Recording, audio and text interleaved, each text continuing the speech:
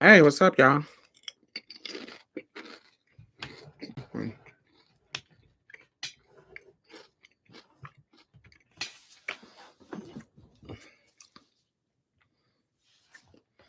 I don't have nothing to talk about. I am just up because I've been asleep all day.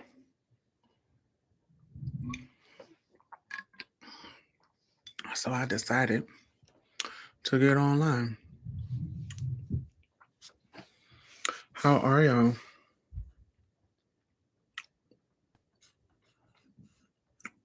Hey, Miss Polk. Hey, Brandon. Hey, CO. Hey, Ty. Hey, Android. Hey, T Turner. Y'all are up late. Thank you, thank you, thank you. Go back to having some hair. I've been a bald head hoe for a while. So we gonna give you dark chulo Mexican dark hair with a red lip. Dominican auntie.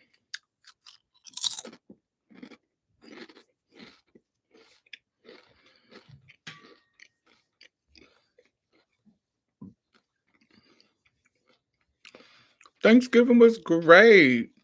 Went over my sister Ty's house. She cooked an amazing Thanksgiving dinner.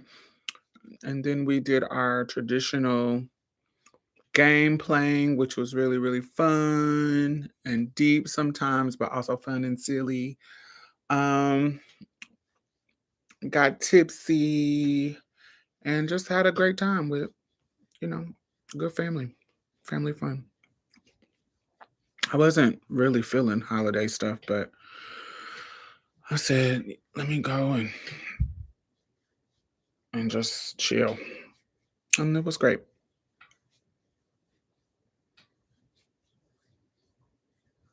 Hmm. Oh yeah, I had bought some Sir Davis. I had never tasted Sir Davis, and I had got some. My my favorite little liquor store. It's like a little mom and pop liquor store. They be having all the good stuff, but sometimes they be out. Like if it's new, they'll um they'll only buy a couple of them, and so they had only got a couple of the Sir Davis whiskeys, and they had sold out. And so when I went there, they didn't have it. But the guy, he knows me and was like, "Hey, if you come tomorrow, I'll go." My other store, which is kind of on the north side, they have another bottle, and if you come in the morning, I'll go get it and bring it here. And I was like, "Oh yeah, call me in the morning when you get it." So I went and got it, and it is quite strong. It definitely hits you in the chest because it's strong. Thank you, thank you, thank you.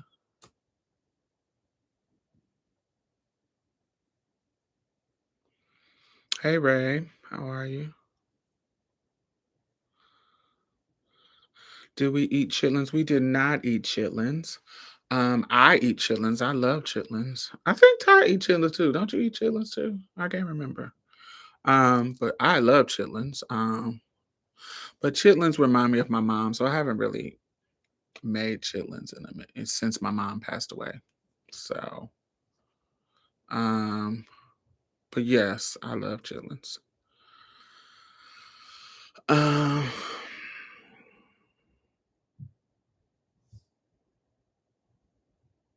we country girls in this poke, honey. We do a little chitterlings, baby.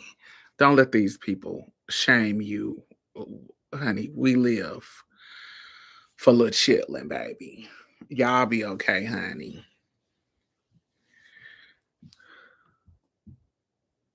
Period.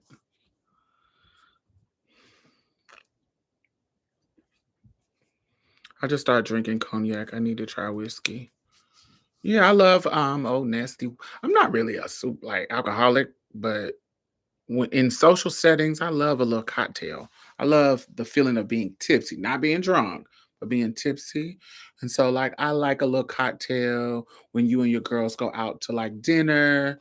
If you got a at a family gathering, a little cocktail for that. But I'm not sitting at home drinking. Like that ain't really my tea. Sometimes you know, it's just this like once a year, once or twice a year. But I'm just sitting up. Drinking alcohol, no, that's not really my tea. But I love a social cocktail. Like if you out at a gala and you're carrying around a drink, one or two, I love that. It makes everything dope. Yeah, it makes it takes the edge off social anxiety. I'm not really socially anxious anyway. But it makes it even more, especially if you're in a space with a lot of people um and let you not overthink.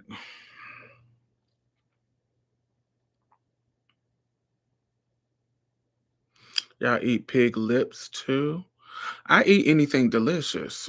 I love pig ear sandwiches. I love snout, barbecue snout, especially if it's made in St. Louis. I love the way they cook snout. Um, I love only thing I it's not that I don't like it, it's just that I don't really fuck with it too much. I gotta be real, either hungry or just feeling nostalgic. I don't really fuck with pig feet because it's not enough meat with the fat of it. I like meaty pork. So like um neck bones and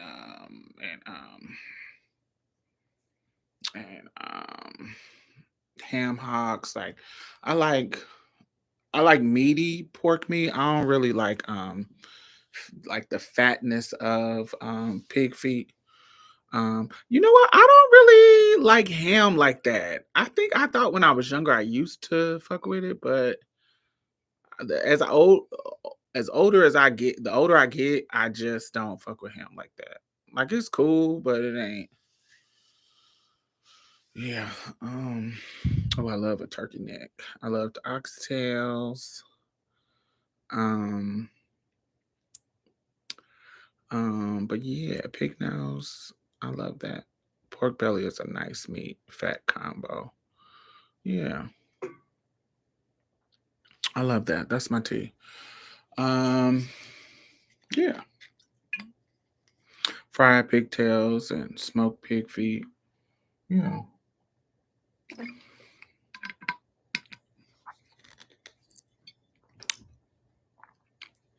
In Puerto Rico, we stew pig ears, and I love it. We put pig feet in beans. It's hella good. I love how gelatinous it is. Yeah, when in the 80s and the 90s, my mama used to put like pig feet and white beans.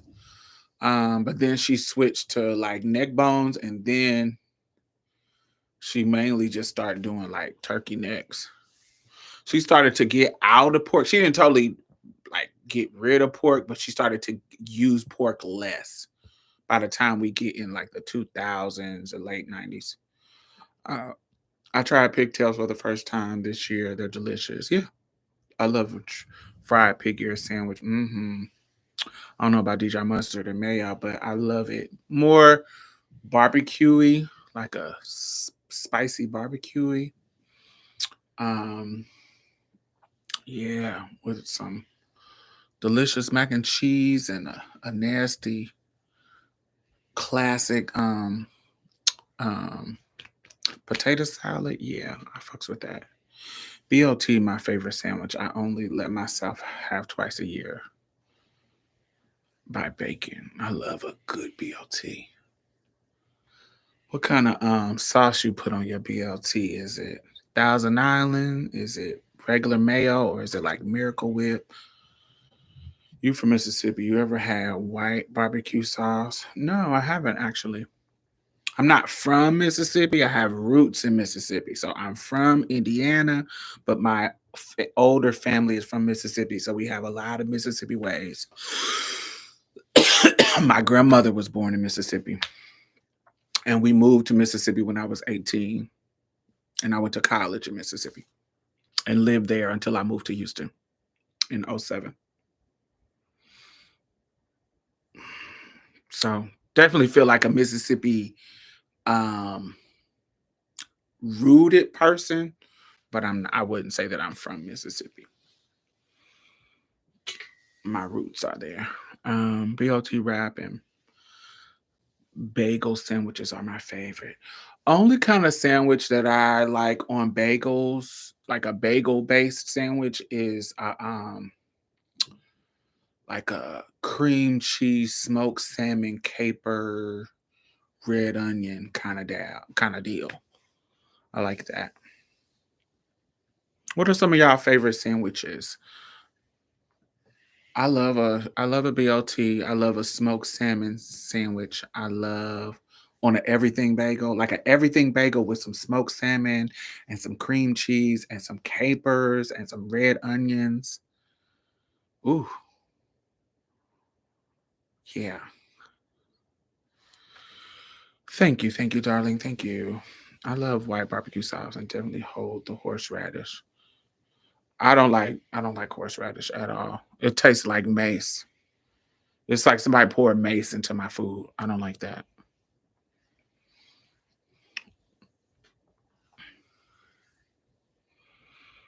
Ranch or mayo. Mm-mm.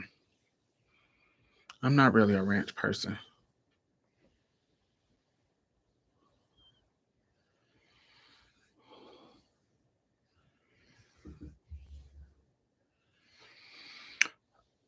I didn't go anywhere. I went to work out. Trying to get back into the gym because I haven't gained any weight, but I haven't lost any weight either. And I'm trying to get down to like 240, and I'm at 270 now. So trying to get back in the gym. So I only went to the gym, and that was about it. Thank you. I love a shrimp po' boy. You know what? The kind of my favorite kind of po' boy is um is a catfish fry hard. A catfish po' boy. The first po' boy I ever had was shrimp, and it was good. But my favorite is catfish fry hard, dressed up with extra mayo. Give me the tomatoes and the pickles and the lettuce, all that dressed up. But I like a real tangy I like a real tangy salad dressing. So a lot of people don't like Miracle Whip. I love Miracle Whip because I like the tanginess of it. Um, but yes, I love a oh nasty catfish po' boy. I love a sandwich on toasted bread. I love that's what I prefer. Like a panini, anything toasted. I like that. I love a crab salad on anything bagel with cucumber slices. That sounds good. That sounds delicious. I made some tuna salad yesterday and today. Cause what y'all put in y'all tuna salad? What's y'all recipe? Let me see if it mine is kind of my recipe for tuna salad is a mix between black people tuna salad and white people's. What y'all put in y'all tuna salad? Olives. Mm, no, thank you. Ooh. No, I bet you kind of slap. It might slap a little bit, maybe. Cause I put capers in mine, and that's kind of give that olive vibe. Maybe it gotta be. I need you to cut it up. Wasabi, as we know it, basically green horseradish. I love it with sushi. Yeah, no, thank you. I don't really like that wasabi. Only thing yeah, that wasabi flavor is very horseradishy and mm-mm. I make myself work out daily, even if small. Get dumbbells and exercise mats. Save the gym membership and parking money. I have a gym membership that I pay $300 a year for, but I just like going. I like going out of the. I don't feel like I get a good workout if I work out at home because I get too distracted. So I gotta be so. I gotta go. Um, has fit my workout channel. Yeah, I have to go. It's working out at home. I have like 10-pound weights and like a kettlebell. and just some steps. And oh, I be distracted. I don't be wanting to do workout at home. I want to go to the gym and lift. I actually don't like cardio either. So what I intentionally got a gym that was walking distance of me so that I can walk to the gym so that I can get my cardio in on that walk there and back. So I don't have to do any cardio at the gym. So that actually works out for me. So I can just go to the gym and lift and do my strength training so that I don't have to go there and be on no fucking treadmill. And if I have a lot of energy when I get done with my strength training, I will get on the treadmill and do like 10 minutes, or you know what I'm saying? Like if I feel like, oh, I got some energy, I'll do I'll do some more cardio, like probably like around 10 to 15 minutes of cardio, usually around 10. Um 10 high incline cardio, like a walk. I usually have the belt on like a 3 or 3.2, but I have it on the highest incline, and I usually go like 10 minutes or 15 minutes if I have the energy after the strength training. So like if I'm like, ooh, I feel energized after I do all my little workouts, then I go and do that. Um, all right, let's see. Every Friday I go do this fish market by me and get catfish fried hard. I love catfish. That's my is it it's not my favorite fish, but it's my second favorite fish. It's my favorite fish fried. But my favorite fish is sea bass, but fried, I love catfish fried. Mine too, because mine is in grapes and tuna salad. I do not like eggs in mine. I didn't put eggs in mine this time, but I have put eggs in it and I do like eggs in it. Especially the white part. So I usually boil the eggs and then take the yellow part out and just cut up the white part to put in it. If that makes sense. That makes sense? Yeah. So when you boil them, take the yellow part out. I usually don't put the yellow part in there. I usually put the white part. That's if I do eggs. Sometimes I don't even do eggs, but that's if I do some eggs. I only do boiled eggs, tuna, mayo. What else I'm supposed to put in it? Ooh, yours is simple. Kind of boring, but simple. Is you put whatever you want in it. It's your tuna salad. I like savory tuna salad over a sweet tuna salad. Salt, pepper, sunflower seeds. That's interesting. Mayo, vinegar, and oil. Interesting.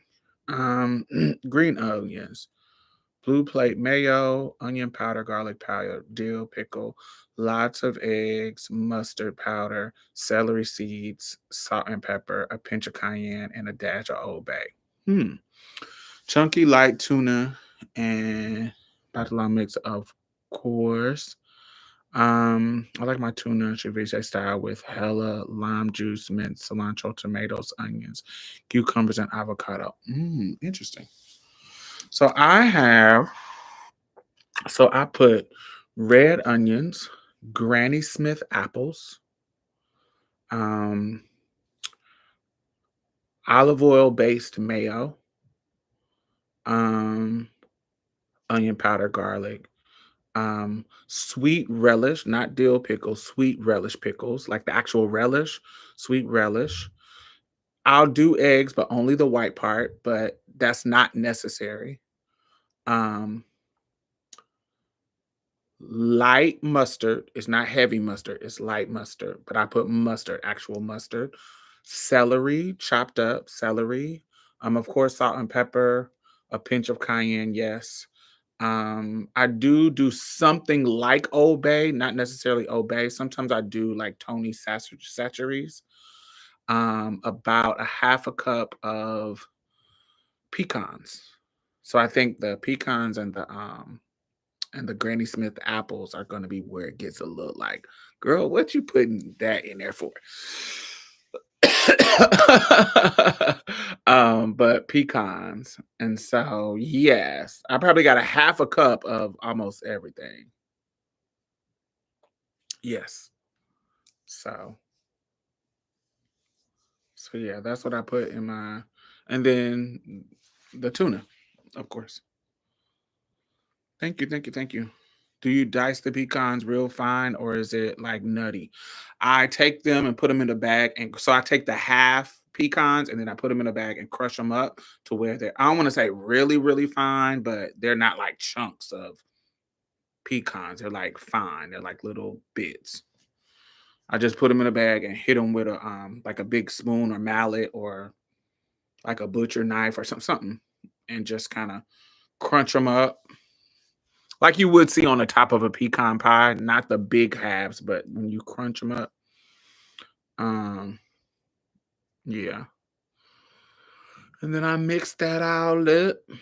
And then yeah, I don't like my whole thing to be sweet, but I want that. Oh, and I put capers. I forgot. This is not all the time, but if I got everything that I want in it, it's gonna be some capers, just a little bit of capers, like maybe like a tablespoon of capers.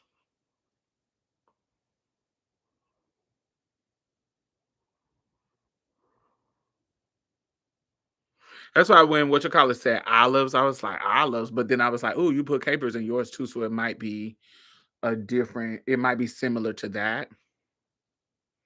And yes, and then a squeeze of lemon. Yes, lemon give it like that. It gives it it gives it like that really fresh kind of zest. And then, but the capers do that, and the relish do that too. So it's kind of, it's like the relish give it that little bit of kick of sweet that balances out the salt and the tart. Yeah, it's just perfectly balanced for me. And so that's what I put in my tuna salad, and I have to eat it with either um really dark rye bread toasted, or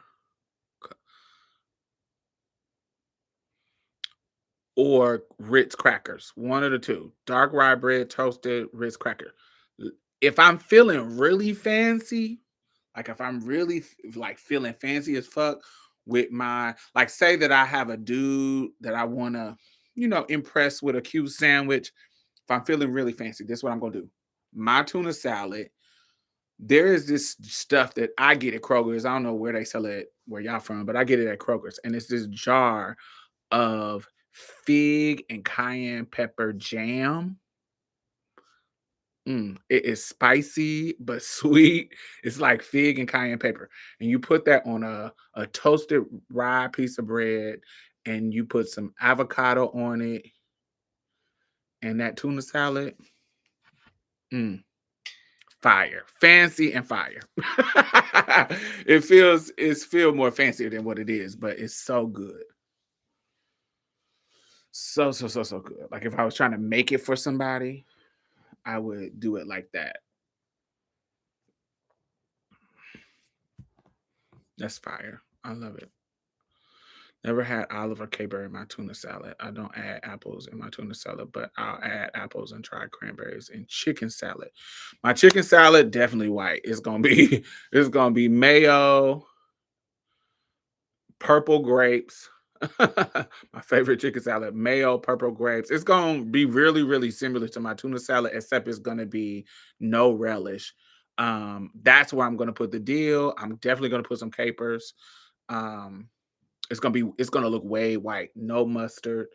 Um, Purple grapes that I have halved. I cut them in half, seedless, or pick the seeds out because I usually like seeded grapes, but I pick the seeds out. Um, that I've cut in half. White breast cut up. White breast chicken meat, either grilled or baked chicken cut up into chunks. Um, Mayo, dill, tarragon, um, a little bit of honey. That's probably about it. Salt, pepper, garlic, onion powder. That garlic powder, onion powder. Yeah, thick cut bacon. Oh yes, yes. I will take the avocado away. That's perfect. Honey is interesting. I like that. Yeah, honey gives it a little bite of something. little sweetness, but balance out the other flavors. Love it. Love that. Love that. That's how I do my chicken salad. But just a little bit of honey. It's not a lot. Just a little. It's just kind of drizzled throughout. Tarragon deal and honey. Yeah. Like if I have everything that I need, yes. Cranberries and chicken salad is a must for me. Hmm. I can see how it works.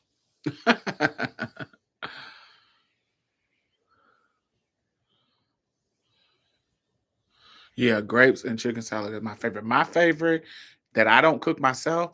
There's a place here only in Texas called HEB, and it is like a grocery store, but they selling it. HEB chicken salad is good, good. Yeah, yeah, yeah, yeah, yeah. Hey, team, enjoy.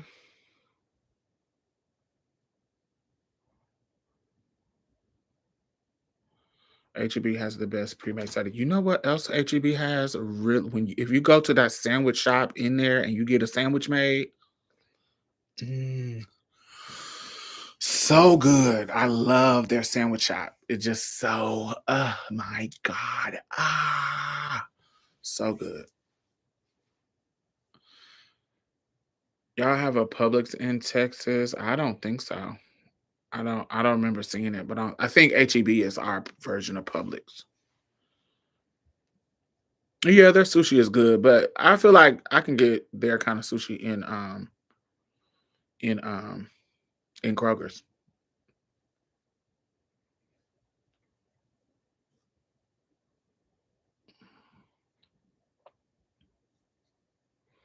Mhm. If you're watching, thumbs up. Popular. Talk about popular. Publix got the best sandwich and subs. I think they might be. I think Publix might be our version of. HEB might be our version of Publix. I think. I would have to see how Publix get down. Does Publix sell like the fancy wines that you get from other places? Do they have like a wine section? Do they have like a cheese section? Do they have like are they the like the fancy? They're similar to Whole Foods kind of. Is that what Publix give? Our HEB is similar to um like a elevated. Okay. Then our for us is HEB. It's not like Trader Joe's, is it? They're pretty similar. Okay. Yeah, HEB customer service is great. So yeah, this sounds like our HEB is y'all Publix. Safeway and Nuggets got the best sandwiches in California. Safeway in all the states that I have lived have been like the hood stores. They're like Aldi's and they're like the Piggly Wigglies. They where you gonna find like chicken gizzards and livers, all the hood. Like you gonna find all the stuff. If you looking for black, like you, it used to be. I think it done changed recently, but you used to couldn't find chitlins and shit at the at the Publix or HEB.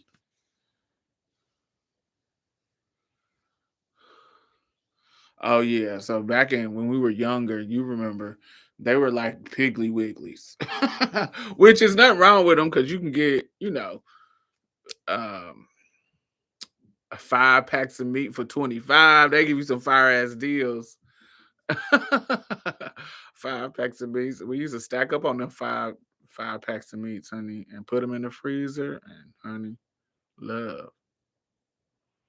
Hmm.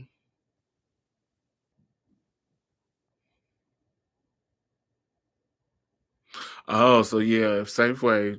If they rebrand, they don't rebrand. Ours was hood, like Piggly Wigglies. Do y'all even know what a Piggly Wiggly is? It kind of gives Randall. Oh yeah, Randall. Randall is like a Kroger's here in Houston. Kroger's is nice, but it's not like a HEB or a Whole Foods. It's nice, but it's not like low level. Yeah, Randall's and Kroger's are on the same level as here.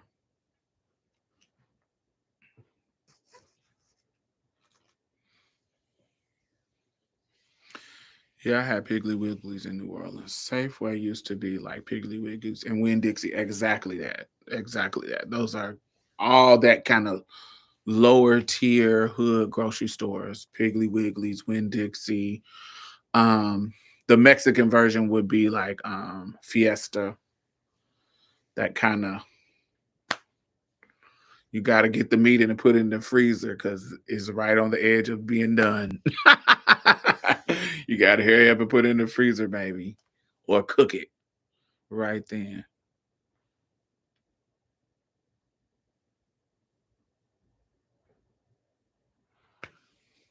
I miss Albertsons. They fried chicken was so good. Yeah, Albertsons was our Randall's.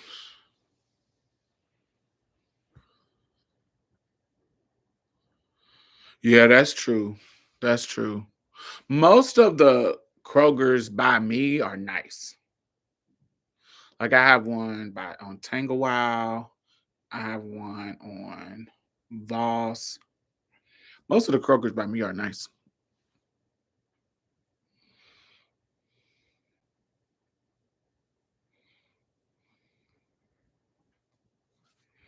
Talk about popular.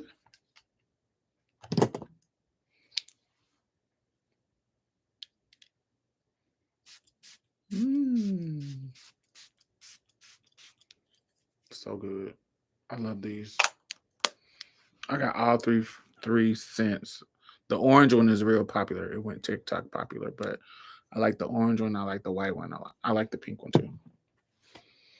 Popular. And then you mix it with 76. Mm, mm, mm, mm, mm, mm, mm, mm. Love has truly been good to me. Not even one sad day or minute have I had since you come my way. Albertson Soup Bar and Wings were live. I can't believe they closing down everywhere.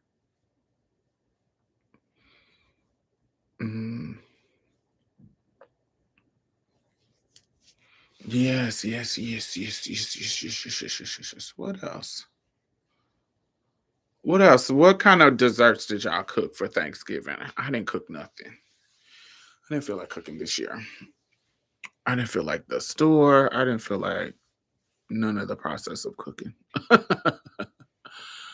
um, what kind of dessert y'all be cooking? What y'all put in y'all sweet potato pies? Do y'all like nutmeg and cinnamon and like allspice stuff like that? What y'all be putting in those?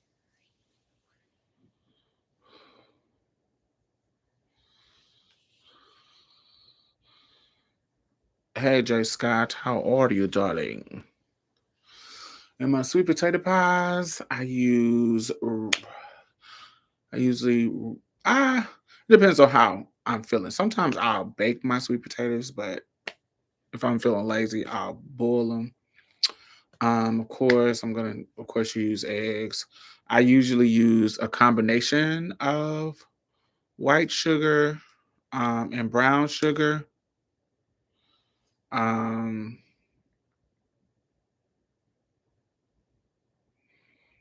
mm, if I don't have any white sugar, I mean, if I don't have any brown sugar, I will put molasses into the pie because I like just the depth of flavor that molasses gives you. Um, and brown sugar is just white sugar with molasses in it, if you didn't know.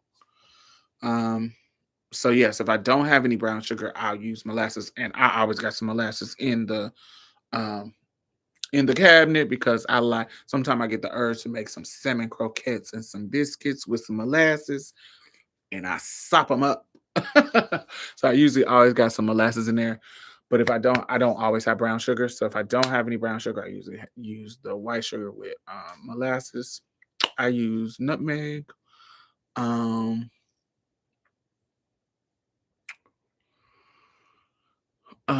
vanilla,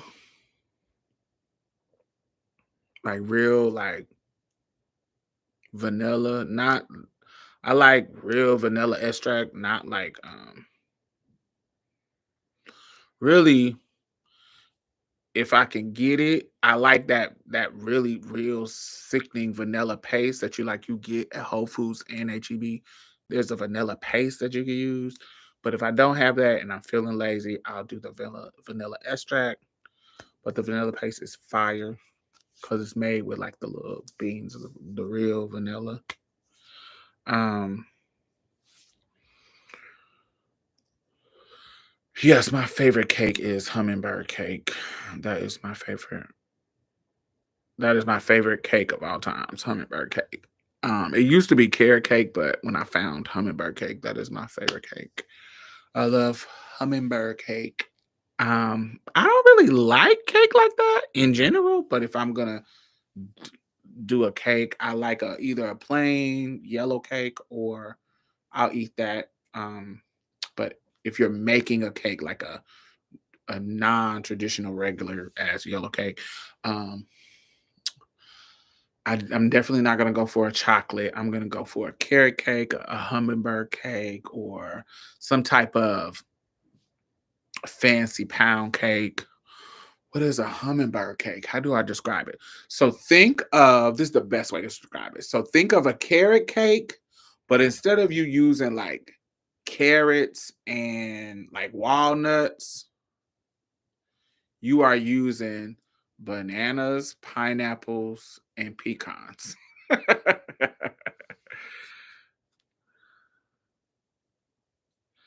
With smoked paprika caramel. Ooh, I'll try anything, but that sounds weird. Um, it gives banana bread. It does give banana bread. It can give you banana bread. It can give banana bread, but the pineapple just give it a little more than than it gives a cross between pineapple upside down cake um and banana bread. It gives like a cross between that.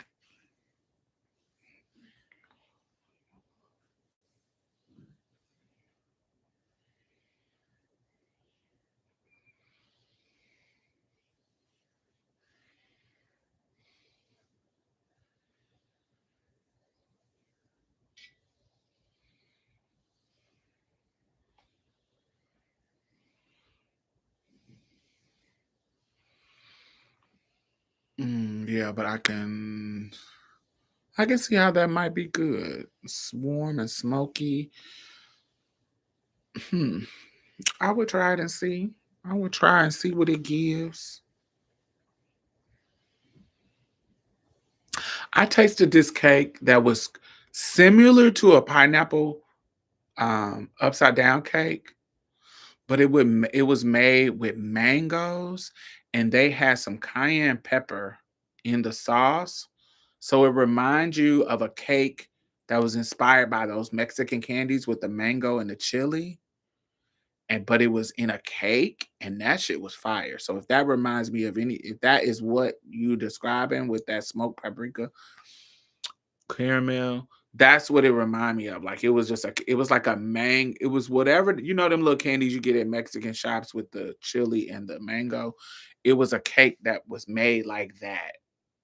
but it reminds you of a pineapple upside down cake because the fruit and the caramel was on the bottom, and then they flipped it over, and it was on the top, and the cake was on the bottom, exactly like a pineapple upside down cake, but with mangoes and like a spicy, chili, sweet caramel sauce, and it was fire. I just read the hummingbird originated in Jamaica. All my Jamaican friends have been gatekeeping. Maybe.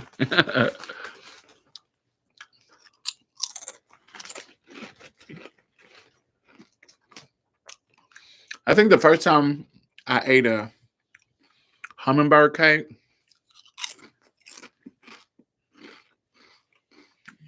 was my Aunt Gertrude. My Aunt Gertrude, she was super, super old. She dead now, but super, super old in Mississippi.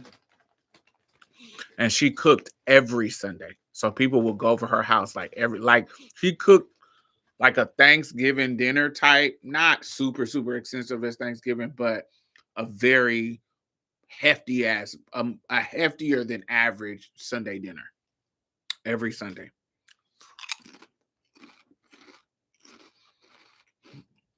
And so it'd be like some kind of pie, some kind of cake, some kind of fire ass meat, some in a like four kind of sides every Sunday.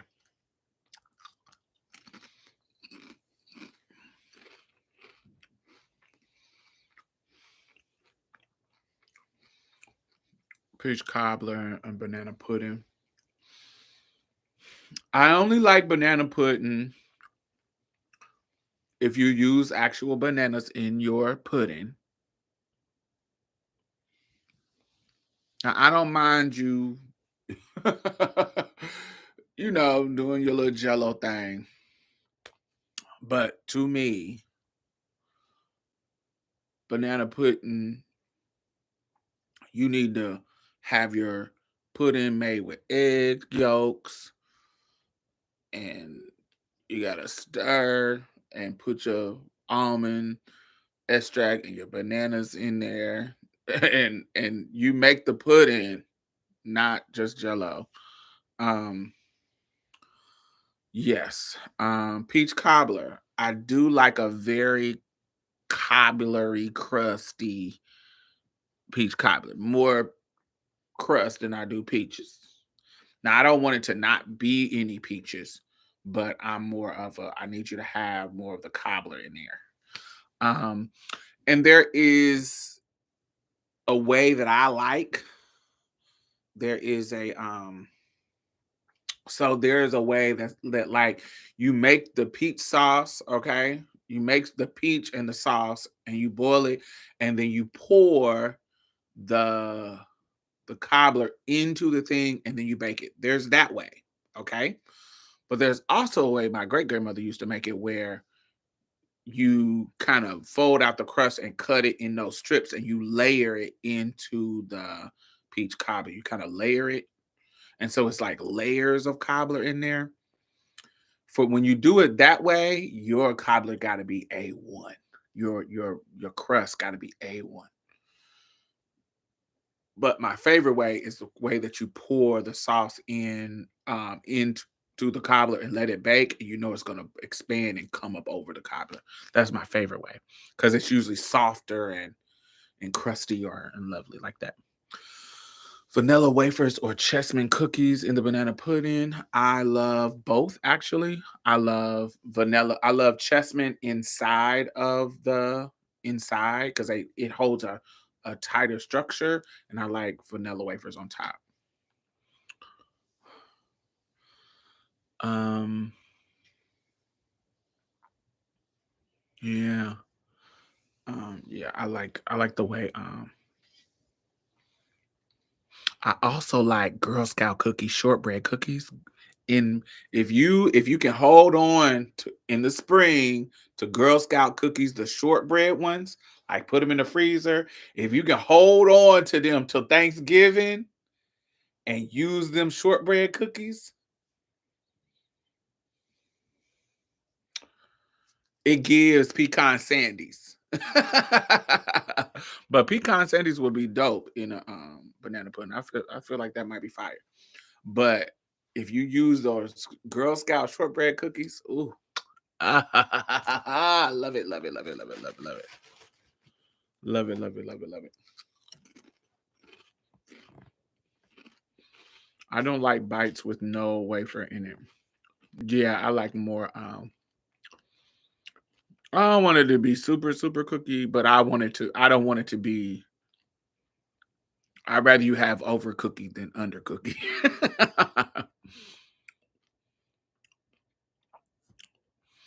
I love a classic pecan. I love a classic chocolate pie. Um, I love one of the easiest things to make, dump cakes. Easy, easy dump cakes. Mm, I love a chess pie. Ooh, I love a chess pie. I'm not a fan of apple pie. I hate apple pie. Um, my favorite pies is chess pie, sweet potato pie, and chocolate pie. Those are my three favorites. Y'all like ambrosia salad? I do not. I like the one with the pistachios. That is very in my household. People who only white people brought ambrosia salad, and it's old white people who don't know how to cook.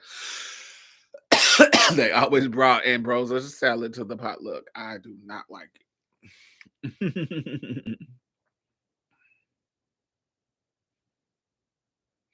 Buttermilk pie for me now.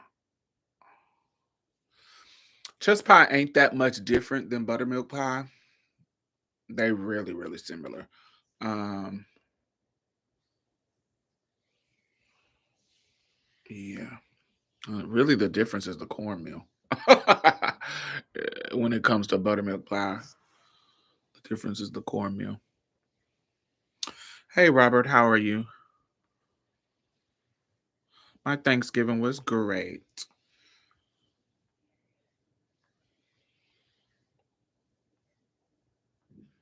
I don't know what blueberry doobie is at all. What is that? Okay, Google. What is blueberry doobie? Here are some results from a search. Oh, that looks like oh, yeah, no. You know what we make, and this might be just the area that we are in. I know what this is. We do mulberries instead of doing blueberries. We do mulberries. So in Indiana, all these trees that grow everywhere, they're mulberries, and it's like if you Google mulberries, you'll see what I'm talking about. So they grow everywhere. So they're like super, super accessible. And we would get the mulberries. You gotta soak the mulberries because they be having worms and shit in them. So you gotta little worms and shit. So you gotta soak them in like vinegar, just to clean them and da da da. Make sure the bugs get all out of them. And then exactly how you do this, exactly how you do this doodle, you put it in a pot with a bunch of sugar and lemon juice and sugar, lemon juice. Really, that's about it. Yeah, sugar and lemon juice and a little bit of orange juice, like lemon juice, orange juice. Yeah, and you boil it, and then you put the just like it's similar. It's just basically just like you make a peach cobbler. It's really exactly like that. Homemade cranberry sauce or canned. Canned. If you bring some homemade cranberry sauce in my house, cranberry compost, baby, you getting kicked out. Or it's just gonna sit there on the counter. I can't believe you don't like apple pie, the most famous one. Oh, no. No, thank you. I love cheesecake. Cheesecake is my favorite dessert of all time. Cherry cheesecake is my favorite dessert of all time. Um, Not sure if that is considered a pie since it's not really a cake. I don't know. Yeah, I don't know what to consider it, but I like it. I like cheesecake. I used to eat mulberries when they were white and green because I love the tartness. When they turn black, they are too sweet. I totally agree. I like them when they're red because it gives you the tartness, but the sweetness. It gives you that balance. The red ones, because the greens, I like them to be tart too. But we already talked about peach cobbler. You're just now coming in. I've heard of. Oh, I love. That's my second favorite dessert. Rican, a strawberry rhubarb pie. I forgot about that. That is my second favorite dessert. Strawberry rhubarb pie. Love that. Love strawberry rhubarb. I forgot about that one. You just reminded me of that one. When I was little watching them white people movies, but never had it. Oh, strawberry rhubarb. Oh, delicious. I love it. The strawberry is sweet and the rhubarb is tart. Rhubarb is poison too, so you can't eat the leaves. You gotta eat the stalks and cut them up and boil them. But don't eat the leaves because the leaves, if you like grow rhubarb, don't eat the leaves. They're poison. Just so you know. Happy foraging. Do y'all follow her? Don't die. Happy foraging. Don't die. I never heard of that. Strawberry crunch pound cake. That sounds good. Yeah, strawberry rhubarb. What else? What else do I like? Speaking of poison, do y'all eat poke salad? She's one of my favorite people I follow. Yeah, I like her. She's dope. Poke salad is also poison, so you gotta boil it, rinse the water out, boil it. uh, Rinse the water out, boil it again. Usually about 3 or 4 times. Three, and then you scramble it in some eggs. I love poke salad with eggs, with some toast or some bread. I love a nasty poke salad. Poke salad is you gotta Google it. Let me see if I can find it. It's P it's P A it's PLK salad. Yes, poke salad wings.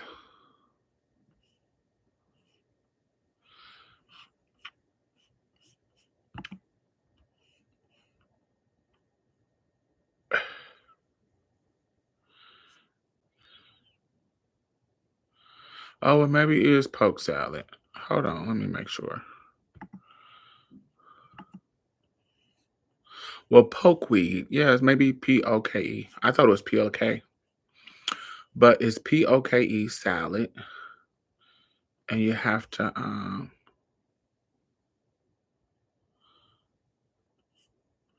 boil it because it get real spicy. Poke salad looks like this.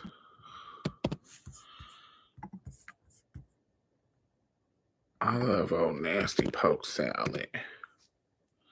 I thought it was poke too, but it's POKE apparently. I thought it was POLK. I love poke salad. It's just a green plant that it grows everywhere. So I know it because it grew all around my area. I know it when I see it. And so you pick it and you boil it. You boil it like spinach. Hey Ann, you pick it and boil it like spinach. And then you rinse the water off because you're boiling the poison out of it. You rinse the water off, you boil it again, rinse that water off, and then boil it one more time. Usually four is too much. So like third time, you boil it again. And then you drain the water off of it. So it's just the kind of spinachy green. And then and this is how my mama and grandma and people in my family cooked it. And then you take some eggs and scramble it into the poke salad. So it will look like scrambled eggs in spinach, but it's not spinach. And poke salad has Um,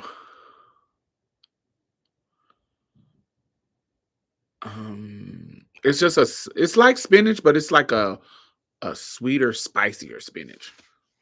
How many people had to die to discover that? Oh, I'm pretty sure not that many people. I'm pretty sure so many people have learned how to use it on the land. You got to remember, a lot of people was already cultivating the land long, long time ago. Like people knew what to eat, what not to eat, and what it was about, and people been doing. It used to be like a skill you just had to know and had to learn back in the day to know what to eat and what not to eat. It's kind of it's passed down. All these food items are sounding very southern. Yeah, I have a southern culinary sensibility. I'm from New York City, so I never heard of a lot of these. Yeah, y'all a city, so y'all got shit like chopped cheese sandwiches. y'all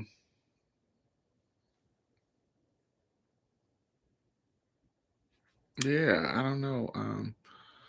Y'all don't be growing. Yeah, I don't know. Y'all live in a city. Y'all don't get like gardens and shit. What's your question, darling? I love how many. Hi, I just got here and I love your hair. Thank you, Jay. Thank you, thank you, thank you, thank you. I should have curled it before I got on. I didn't curl it, so it looks in real plain Jane. I have my African shirt on.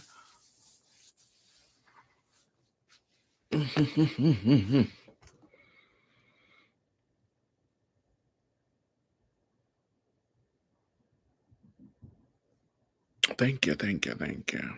They call pizza pies in New York. Yeah. I don't really be liking food in New York like that. I'm trying to think of the places in New York that I really enjoyed.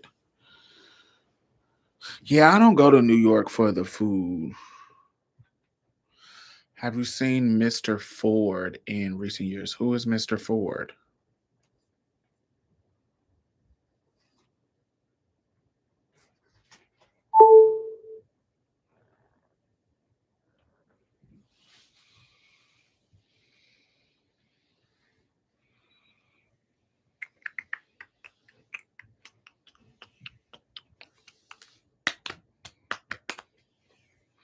No, we're just late night chatting. We're not talking about anything.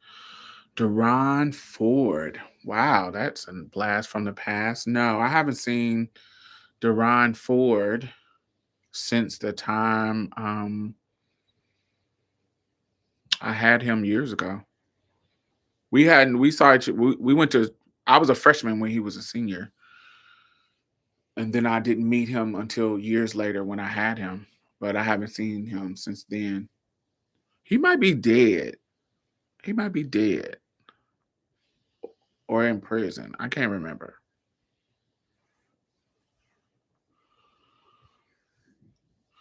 You should have came out tonight.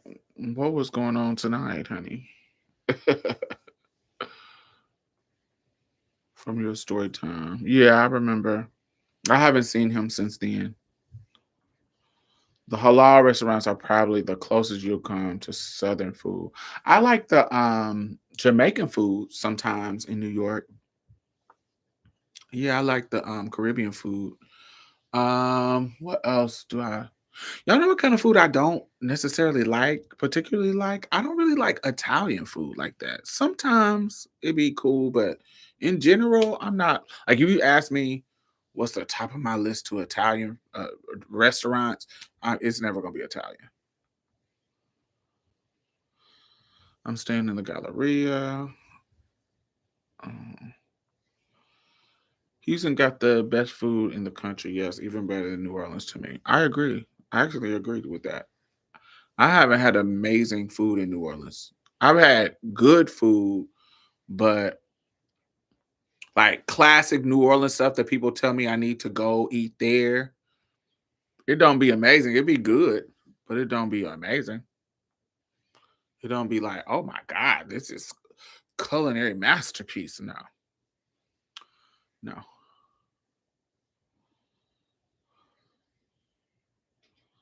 I did. But I feel like food wise, Houston got the best. And I'm not from here, so I don't feel like I'm biased in that way. I live here, but and if it was nasty, I would be like, yeah, that's kind of corny. But oh, this wig is kind of tight around my big ass head, honey. um,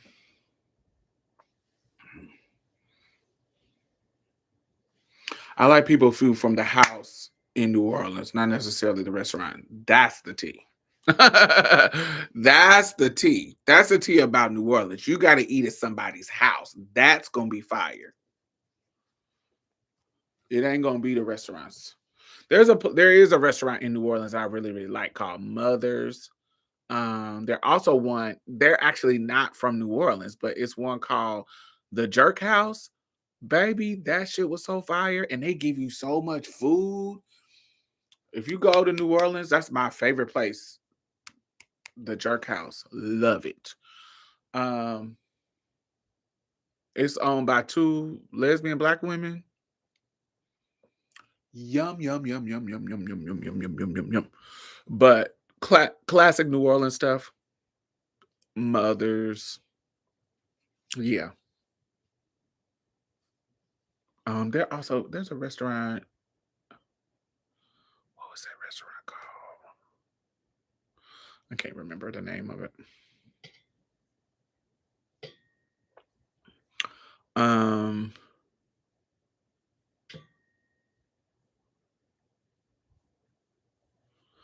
um,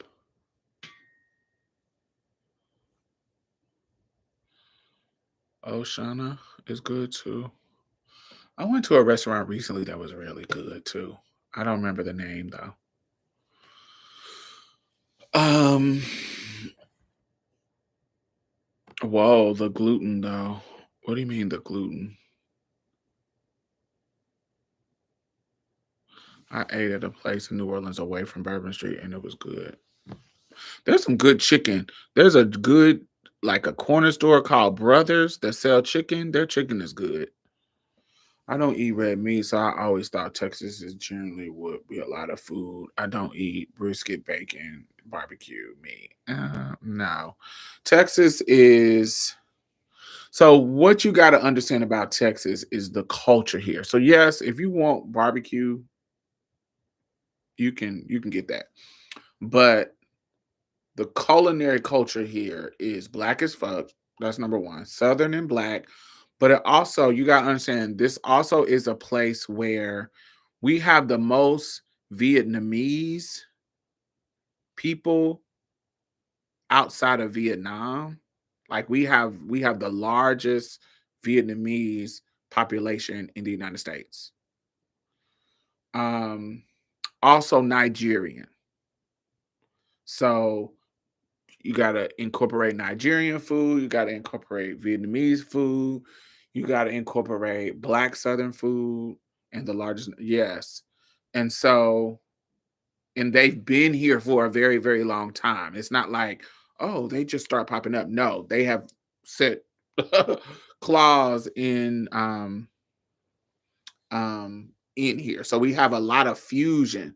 So and then because of Katrina, and not just because of Katrina, because New Orleans is so close to Houston, that seafood thing has come over, and we're right by Galveston. So it's Galveston. What people also don't understand is that Galveston was actually the major city at one point. Houston just grew bigger. Galveston was like a major the major city of the Gulf Coast, like right here in this area. Galveston was, but as Houston grew, Galveston became almost like a suburb because it's like 45 minutes from Houston, almost like a suburb of Houston. But Houston became the city. And so when Katrina happened, a lot of New Orleans people came here, but there's a lot of Vietnamese roots in New Orleans too. And so that Vietnamese Cajun fusion, which started in New Orleans, kind of easily made its way over into Houston. So you have that happening. the soul food happening, the barbecue happening, the Nigerian food happening. So it is just like this fusion. And don't forget the Mexican, the Latinx cuisine. And so all these things are fusing into one. We are the fourth largest city. um, and so because of that, it's just food, whatever type of, and then we are the home, like the capital of food trucks. So it's just I can't even explain it. It's like whatever type of food that you can imagine you want to try or invent or think about. We have a restaurant that is dedicated just to mac and cheese, like different types of mac and cheese. We have a restaurant that's dedicated just to grilled cheese. It's called Twisted Grilled Cheese, and it's just nothing but different types of grilled cheese. So whatever you can imagine that people can make into a restaurant, they try it here in Houston. And it don't mean it's gonna work, but some of them really, really work. Twisted Grill, if you are in Houston, Twisted Grilled Cheese is black owned, a black woman owned restaurant. She started as a food truck and it got so big that she got a brick and mortar and it's off of Washington Ave. I love her. She always treats us so good. And so she's amazing. So check her out. Yes, Just Mac is a restaurant that is dedicated just to mac and cheese. They bring you out a cast iron skillet of different flavors of mac and cheese, whatever you pick, and they bring it and it's good. Um, what else? Yes, and then we have so many South Asian people. And so you got we even got Lucy's Ethiopian restaurant. This is a major city, y'all. It's not just a that is a cultural hub. Like there's a reason why Houston is an international hub. Like we got flights going to Japan, flights going to Europe, just straight through flights, super easy, in the same way that the East Coast have. But yeah. Oh, Blue Nile is good. Isn't that fire? Indian food down. We got so much Indian food. Brianna, and Aria and Atlantis went to this I don't even remember the name. It started with an M. It's in Galleria. A fancy Indian restaurant in Galleria, similar to like Nobu, but right across the hallway in Galleria from Nobu. And we went there for Arya's birthday. Oh, they had so many delicious stuff.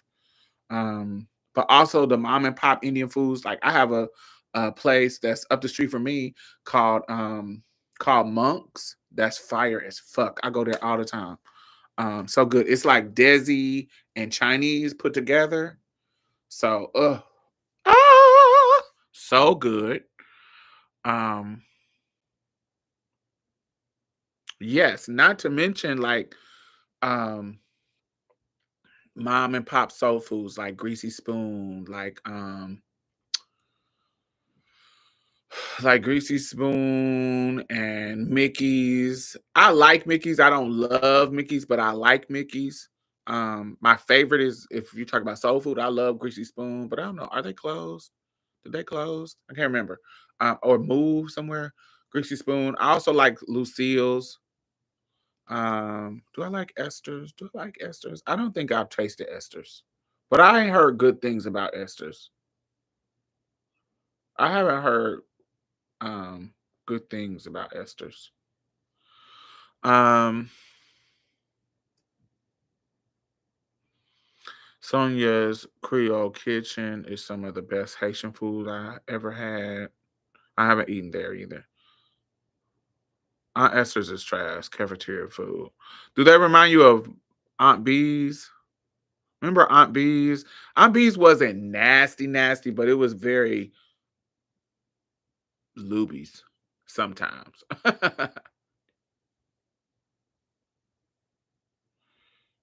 Mickey's damn near kill me with them sugary ass drinks. Yeah, they definitely give you the black Kool-Aid, baby. They definitely gonna sugar them down. Diabetes, baby. I hate that Greasy Spoon closed. Did they move or did they close?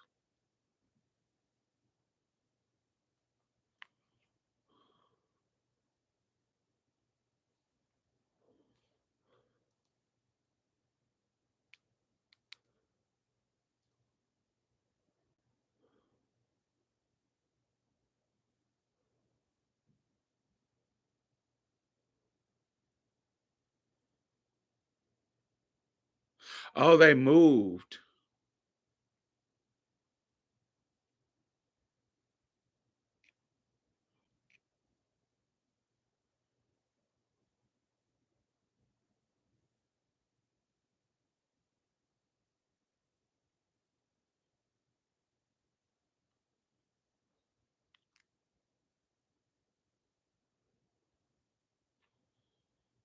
Oh, they moved to the north side, y'all.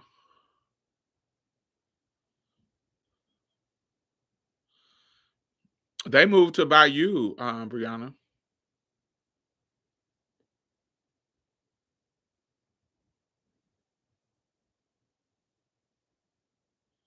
They moved to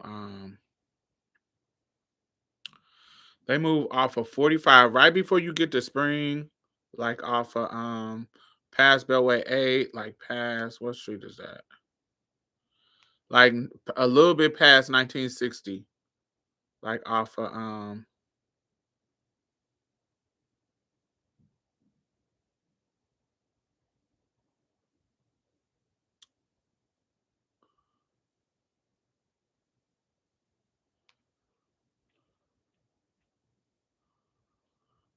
yeah, a little bit past 1960. Interesting. Like you go past 1960, then you get to Ritchie Road, and then you get to whatever that street is. No, no, no. Ritchie Road, 1960s, and then go past. I gotta go up there and see what it's giving.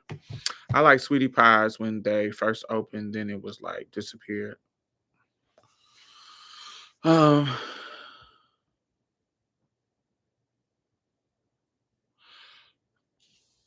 if I want to have the owner of Geesey Poon so bad. I never seen the owner, but I know he have the niggas to be in there. The niggas be in there.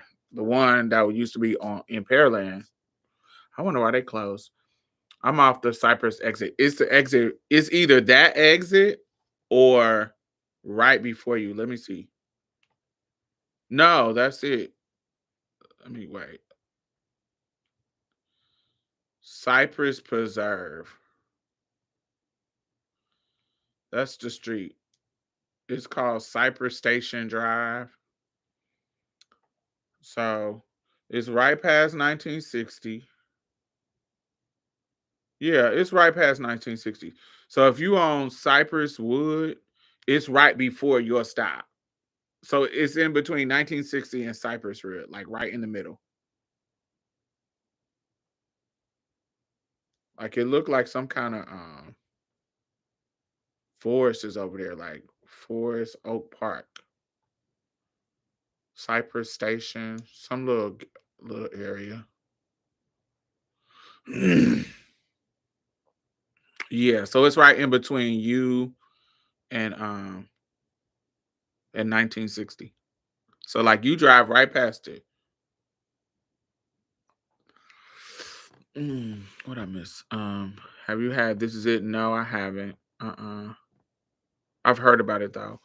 I literally made a list of places to go when I visit Houston based on mentions. Thank you. Yeah, you definitely. If you're looking for food, if you're looking for Asian food, like East Asian, I will go to Kim Sung's, the one on Bel Air. There's other Kim Sung's, but the one that's like the popping one is the one on Bel Air. And it's Kim, like Kim Sun, Son, Kim Sung. Um, Old Saigon. Old Saigon is fire. The Old Saigon Cafe, fire. If you like pho, pho, um, tung lo. Tung lo bang ang. Pho. Pho. What else? What Asian spot do I really like a lot, like a lot? Somebody told me the Breakfast Club in Houston. Yes, the Breakfast Club is good. If you want the black version of breakfast food, yes, Breakfast Club is good. But understand that you're going to be standing in line. I like Timmy Chan's. No shade. I like Timmy Chan's. Like it's your classic hood Asian restaurant, Americanized restaurant. But I like how they taste. I like how it tastes. Tastes good.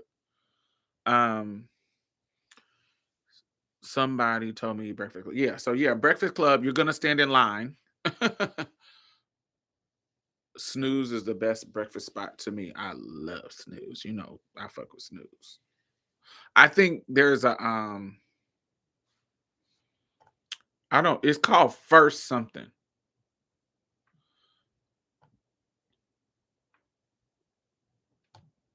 It's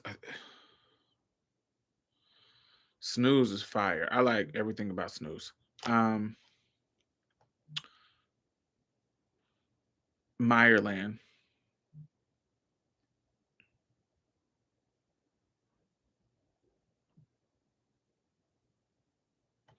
So there is a restaurant right by Meyerland Plaza.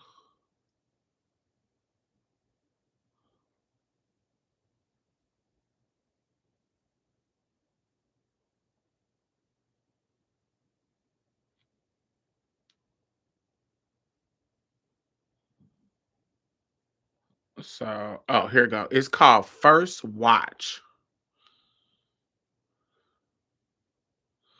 So there's a restaurant on Beach Nut, right across the street from Meyerland Plaza. It's called First Watch. If y'all want a good breakfast, yes, there you go, cute jazz. Um, yes, it is. If y'all want a cute breakfast, it is delicious. I like my favorite breakfast spot is Snooze, um, um, First Watch, and Black Walnut Cafe.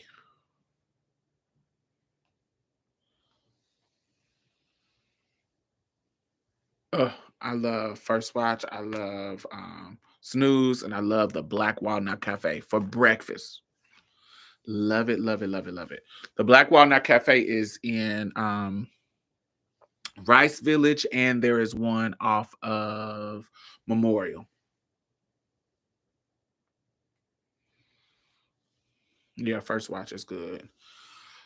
Crafty Crab on Westheimer is my go-to boil spot, but I like Seven Spice and Lotus too. I do not Seven Spice. I have one by me. Seven Spice. I'm gonna go to it if I don't have nowhere else. No, if I don't feel like going nowhere else, that's gonna be the last on my list. It's not nasty, but it's not my favorite.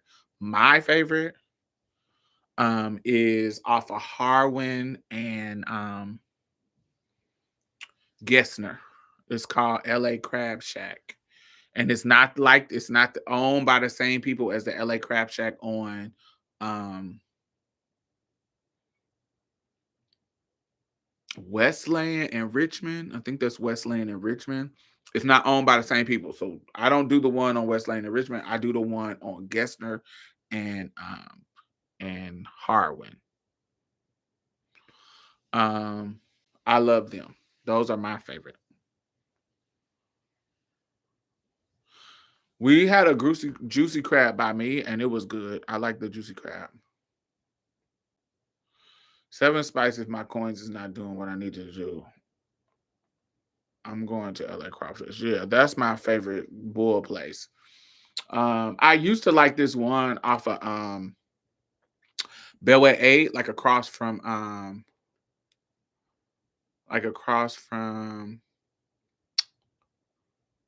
Cheddar's, the one like across Bellway 8 on the west side on Cheddar on Southwest. I used to have a that we I think we went to it maybe. Um it used to be fire there. But they closed down.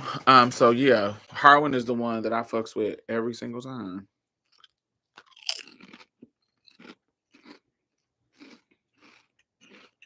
I haven't been to the Wild Cajun. You know what? Raging Cajun wasn't bad either. It wasn't great, but it wasn't bad. Off of Richmond was good. We do have juicy crab. Yeah, it just move everywhere. There's always a new one popping up. Y'all have Kiki's in Houston? I don't know what that is. Not that I know of. What was that place we went to for your birthday for brunch? I think last year that breakfast was fire too. Oh, Boss Cat. Boss Cat is fire. They got good regular food too. Dinner food. I love their pork belly. Ooh, so good.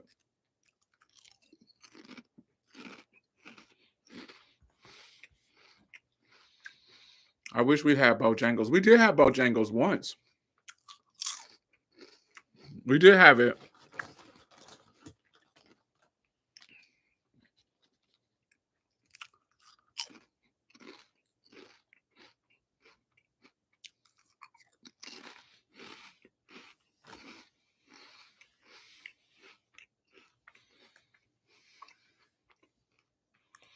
Boiling crab used to be my favorite, but they moved to California.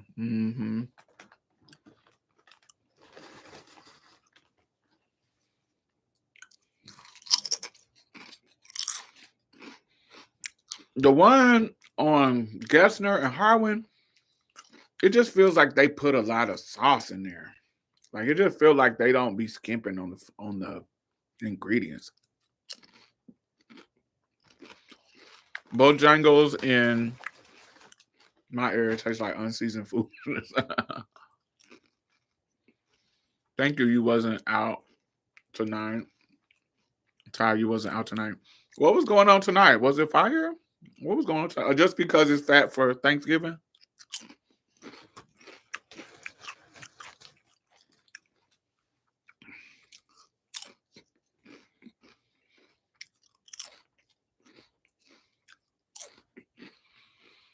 Mm.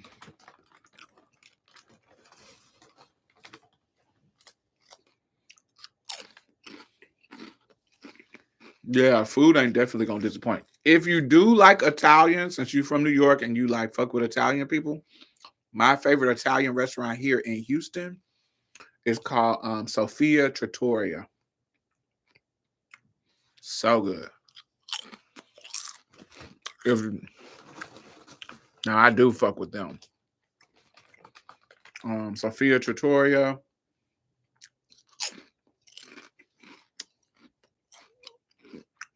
If you want to try a place that's like weird and like weirdly themed, like if you want to go to just a place that's like, oh, this is unique.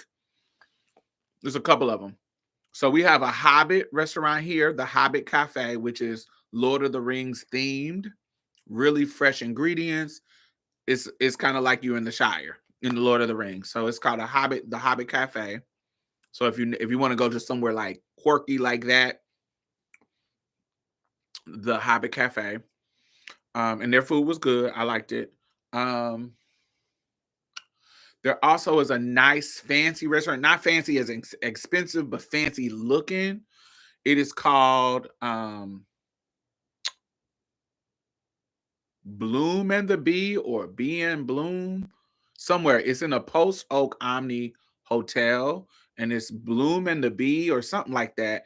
And the whole theme is like you are a bee and a flower. Like so it's a lot of bees, a lot of flowers, and all the table. It reminds me if Tinkerbell had a wedding. Like if Tinkerbell had a wedding and she decorated it and wanted to look like flowers and shit and themed flowers, it's um it's floral themed dishes. Like there's honey in some of them, but not all of them. But it's like floral themed dishes and it's all flowers and bees all around. Like it looks like you're in a like you live in a flower. It is so cute. Like the ambiance is so dope. It's like pink, purples, and peaches and blues. And and mauves, and it's just it's like it's if you lived in a house, a Tinkerbell's house, like a flowery, like you lived in a flower. If you were a bee. The drinks are fire. There's always some fine ass niggas in there because it's a real girly place. So all the women go for brunch. Not real bees. That's the decor. Um, all the girls go for brunch, so it's a bunch of dudes, like rich dudes, like because it's the Omni Hotel, rich niggas be coming in and out. I done met like 2 celebrities while I was there. It's just the ambiance is fabulous. Yeah, Bloom and Bee, something like that. Bloom and Bee, something. But it's so decorative, like a flower. It's gorgeous. It's absolutely gorgeous. When you go, it's the pictures online don't give you the pictures online don't even give you the in person. In person, it's like, oh wow, because the chandeliers are like petals and they're huge and they're all around. It's multiple of them, and then the it's fire. Like I love it. I love it, love it, love it. And they have a brunch too. So if like you want like a breakfast little brunchy spot, they have like a buffet style brunch. Um, where else? So like if you that's little quirky little theme shit. Um, also now this fire. I don't know the name of it. Damn, I cannot think of the name of it. So there's this hole in the wall place, but it's a fancy hole in the wall. You can't even walk in without an appointment because they only open a couple of nights a week, and you have to have a week week res week prior reservation.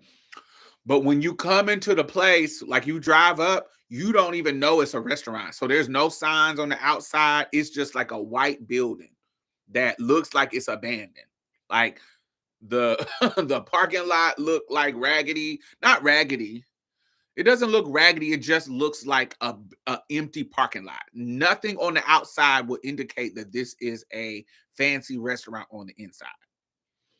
And no sign, there's nothing. Like I want y'all to imagine pulling up to a white building, 1 story, and there's no signs, no nothing like ooh park here, da da da. Very unassuming, nothing, no signage at all, just a white building with a gray top. And but you know the address because you done made your reservation. So you go to the address and you walk in and you come around. It looks all black when you open the door and you come around the corner and it's just this fucking amazing, immaculate, dim light, sexy date fucking room that's like, it's just amazing. So God, that's what I mean about Houston. It's like these little things that it's hard to explain. Like people have really been really, really creative about giving you an experience.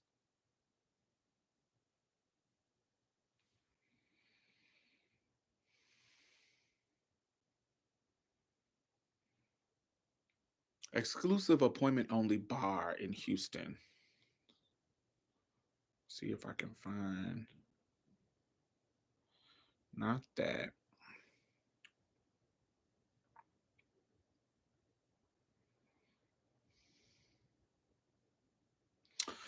No, man, I didn't even I found this place. I found this place through somebody else. It wasn't even a I found it through somebody else. It wasn't even something that you could just go to because you couldn't go to. Because the first time I went, somebody gave me the address and I went and walked in, and the man was like, "Hi, how are you doing?" and wouldn't let me. I could see around the corner, but he wouldn't let me get around the corner because he was like, "Oh, sweetie, this is." This is a private establishment. You have to get an appointment. Like it's not you can't just walk in here, babe. And they was like, oh, we was like, oh, it was me and my homegirl. And he was like, it's not exclusive, like invitation only, but you have to have a reservation a week in advance. So it's not like only fancy people can come, invitation only. It's not like that. It's just that we only serve a certain amount of people weekly, and you have to make an appointment. So here's the link for you to make an appointment. Scan right here. But have a nice day. It was very that. But when you come in, it looks super, super nice. It looked like, oh, y'all creating an experience. You have to plan this. It's fire.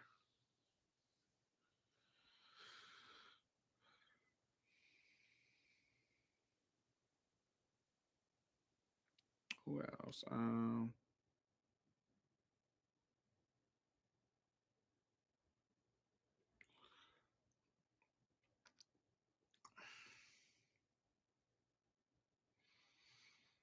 I really cannot find the restaurant.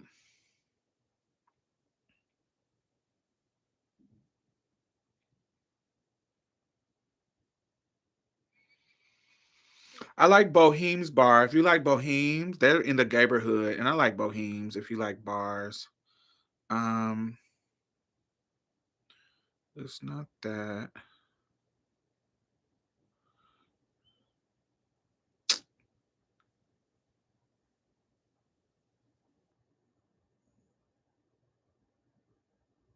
I hate that I can't find it.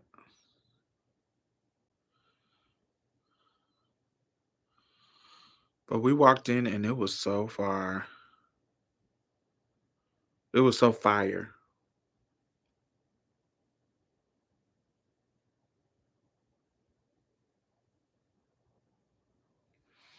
Anyway, but yeah, that was fire. Do you eat from food trucks? Yes, I have a food truck park right by me off of Chimney Rock and Westheimer.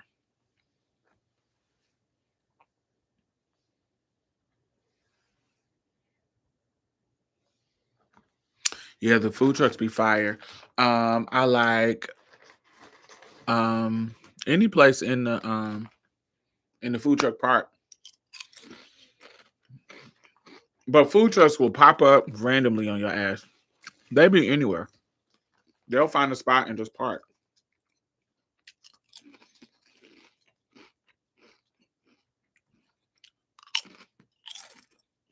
I love Postino's in the neighborhood.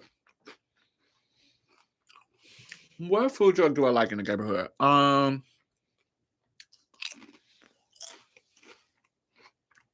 like the one in between.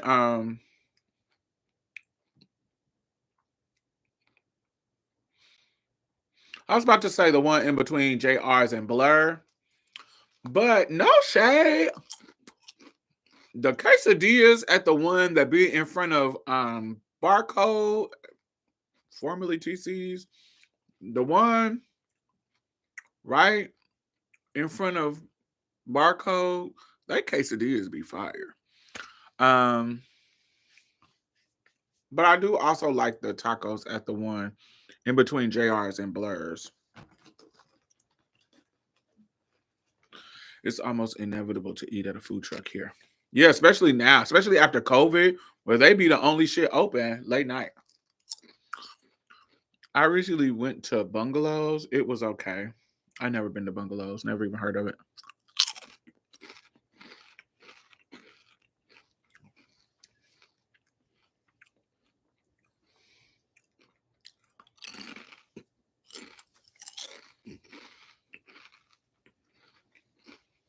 It's the green truck in front of Crockers. I never ate them.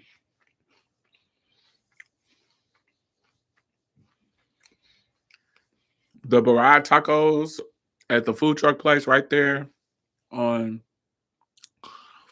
on um on Chimney Rock and Westheimer's fire. Mm-mm-mm-mm-mm. Love them, love them, love them. What other food places? What other food places? There was this place. You remember the Great Panda Thai off of did you ever go there? The Great Panda off of 45? I ain't been there since I've been on Southwest, but when I was on North Side, the Great Panda was fire. Asian place. They remind me of Kim Sung, but a little bit more Japanese. Mm.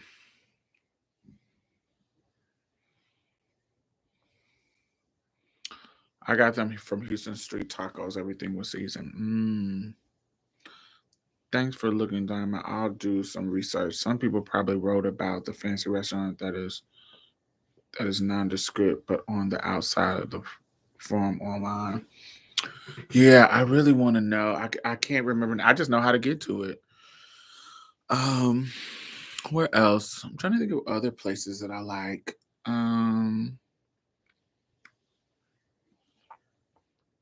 If you like grilled cheese, definitely go to Twisted Grilled Cheese. I love them. What other places?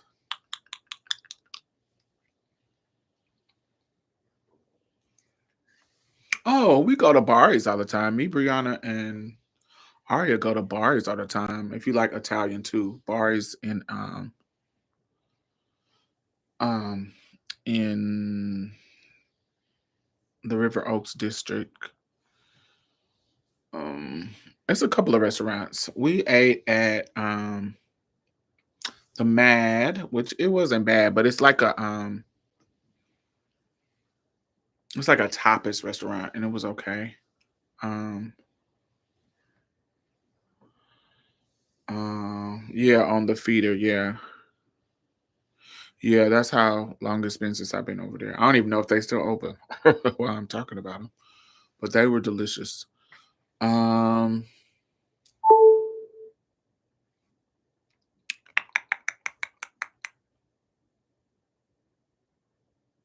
that raw meat tore my fucking stomach up. Girl, you trying to try new things, baby? I thought it was delicious though. Um, yes, Boheme has live music. Yes, they have Barry's permanently closed. No, that's not the one. That's you thinking about Barry's Pizza Place. I'm talking about they permanently closed Bari, Bari in River Oaks District. Not Barry's. Barry's Pizza Place. They closed on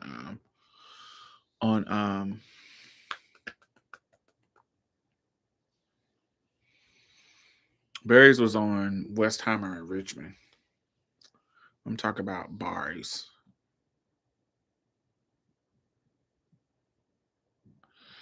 Bari Restoria, 4444 Westheimer. Suite A 175.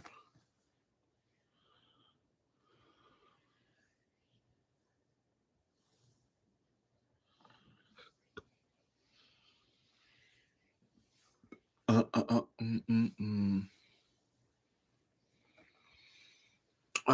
Same place over there is what Ty was talking about. There's a place over there called Boss Cat, Bosskat, Boss Cat Kitchen. Um, Also over there, there's a place called Little Hen that is almost like you're in a cottage core garden, and that's a theme of the place. So it's like a tea, British cottage core tea garden, a lot of hanging florals, and it's very fancy and girly if you want that kind of theme. Um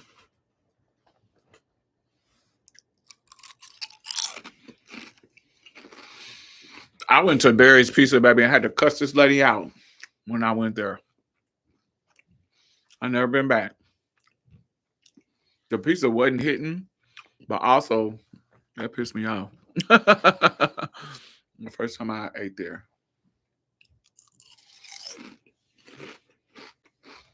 My first pizza place was Jack's. Not Jack's, Frank's. Oh, if you want pizza, Frank's downtown. A lot of people like Pink, but my favorite pizza is Jack's downtown.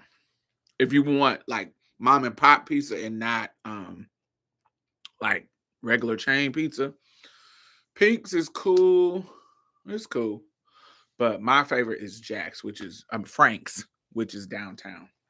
That remind Pink's remind me of Jack's pizza, but not as good as Jack's in Indy. Um, yeah, Pink's remind me of Jack's.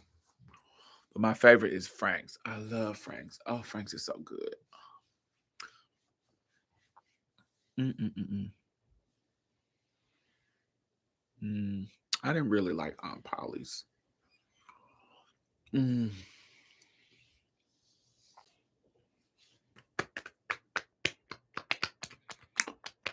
Food.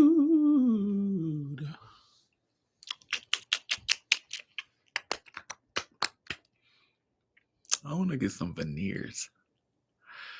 My teeth is cool, but I want them to be more cool. I want these teeth right here, like this one, like these, right next to my two front ones. I want them to be even with my front tooth. You see how they're kind of shorter? I want them to be like right even. And then this tooth right here, this one is kind of turned, and I don't like that. I want it to be straight. Other than that, I like my teeth, but them two things, these two being shorter and that being turned a little bit, annoys me. And I'm sure I could get some braces on these ones. And but if I'm gonna mess with my teeth, I'm gonna get all pearly whites, get some Nene leaks. K shells, baby.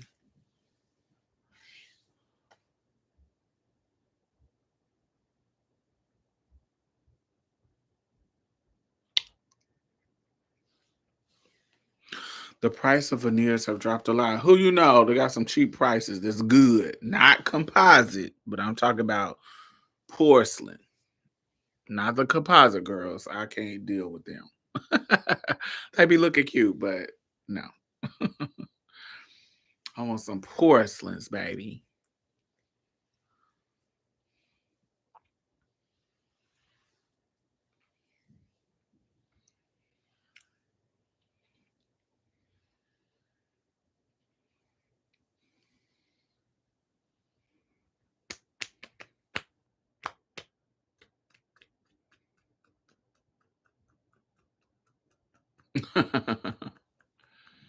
Hey Jamar, how are you? I don't want to be 45 with braces. You can do a Invisalign, girl. Memphis Dennis, I told you about him a long time ago. I think you'll like his work. I do like his work. I follow him on social media, but I don't know what his prices is giving. Was his prices fire? I'm getting some as a graduation present to myself. Work. Have y'all heard about them veneer techs in Atlanta practicing without a license? That happens everywhere, baby. There's tons of veneer techs practicing without a license. But I have heard of them getting in trouble over there. But they're starting to crack down because what you got to understand, honey, once you keep doing that, it's inevitable that you're going to have somebody that's going to complain and get you shut down. When you start doing, you know what I'm saying? It's kind of like a pump lady, honey. Everybody want to get pumping, go to the pump lady until something go wrong, honey. And then, honey, you're going to get in trouble because they going to snitch on you.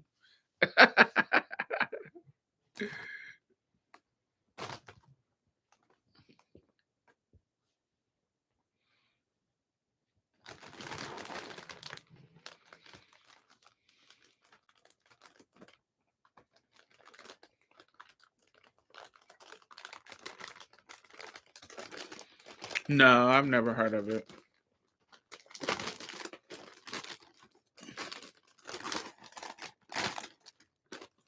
There's a lot of places in Miami. Miami gonna give you some titties, lipo, and teeth. you could get, you could always go to Miami and get you some titties, lipo, and teeth, baby. If you just want that shit real quick and cheap and be decent, you can go to Miami and get all that shit quick. $10,000, all of it, lipo, titties, and teeth. On every corner, right?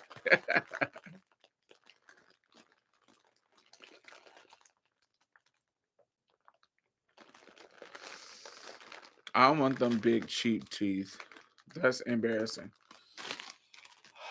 I want them. I want you to look at my mouth and say, "Oh, that's those are definitely expensive teeth."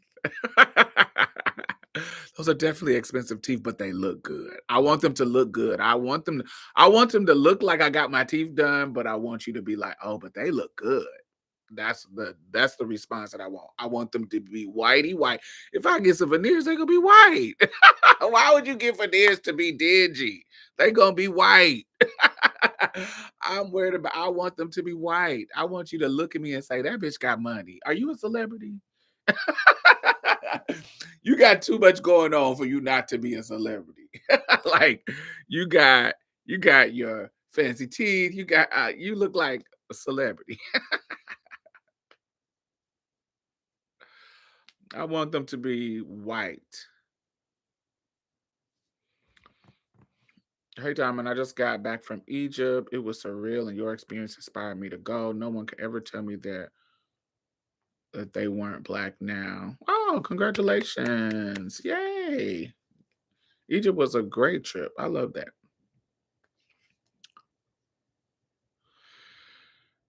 For the low, titties at the top and dick at the bottom. Yes, big and too white. I want them to be too white. I want to be like, ding.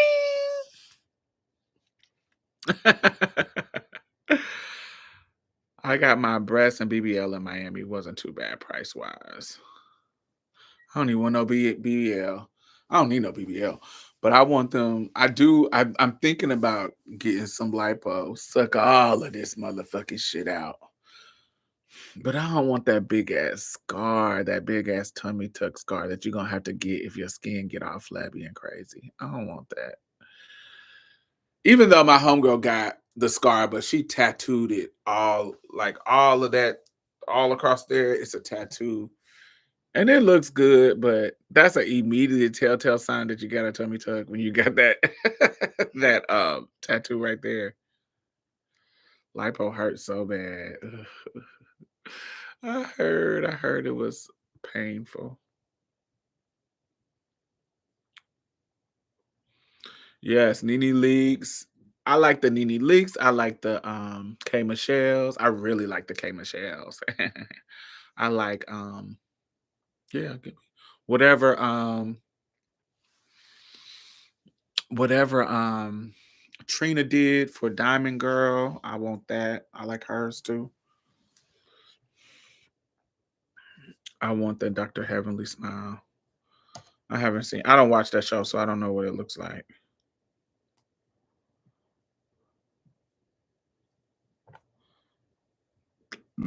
Excuse me.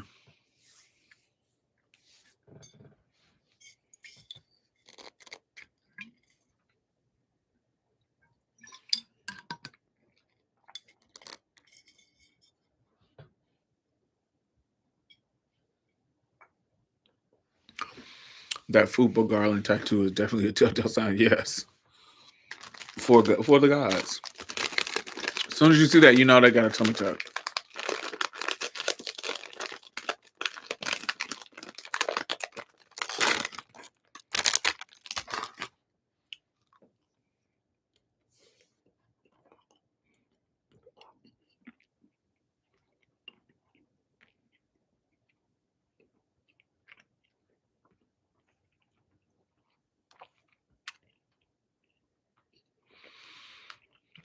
I'm scared as fuck to go under the knife. Baby, I done got pumped in a bitch house. I done got pumped in my own house. I done pumped myself. Baby, I literally have pumped myself. So, child, if I can do that, I ain't worried about going to no doctor.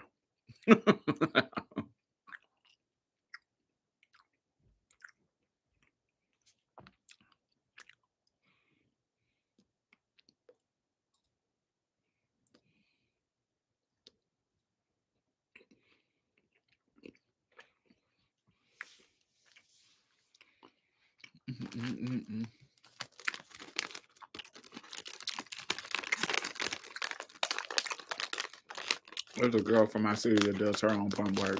Child,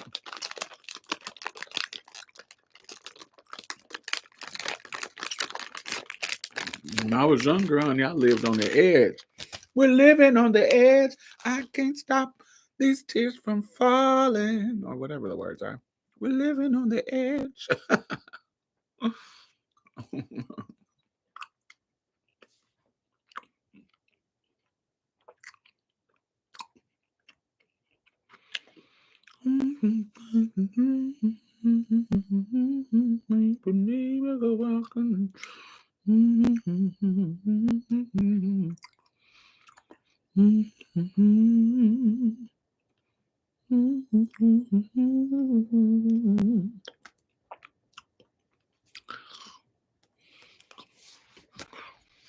You can do air sculptor. Air sculpture. They got air sculpture out now. They got Lipo has advanced.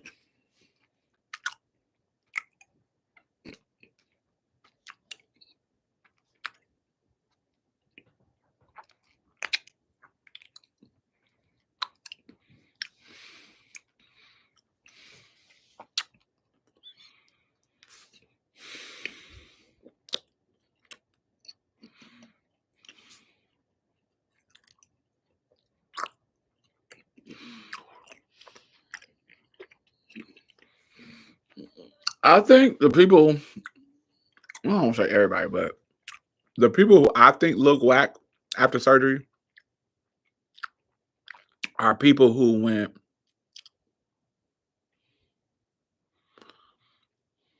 too far from their natural look.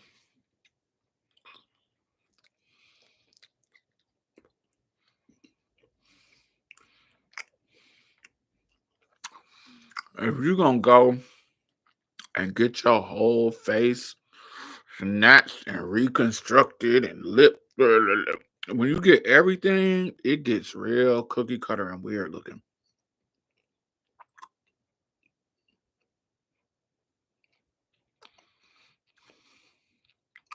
Yeah, it is.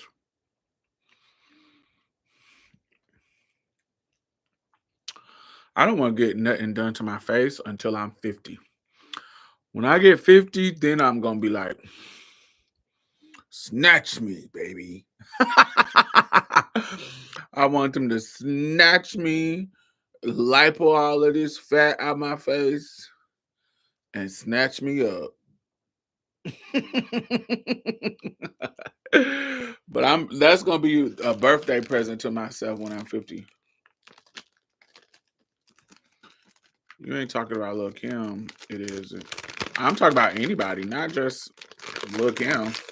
I think Lil Kim is very extreme, but I really was talking about trans girls who like get every single FFS procedure. It's always weird to me because sometimes you didn't need all of that. And when you get all that kind of cookie cutter FFS stuff, like every single piece of FFS that you can do, I feel like it looks kind of weird to me. I think you should get some people don't need all of that. You don't need everything just because this girl needed it, don't mean you needed it. If you ain't got no big ass jawline, you don't need your jawline done. Like everybody get that same nose. And a lot of times people don't talk about this enough. there's some anti-blackness within the feminine beauty standard. Like, if you pay attention to how people do their noses after FFS, it's always smaller and pointy, like a white woman's. It's never like a black nose. um, yeah, the noses be it always turns into that typical upturned, slim, upturned nose.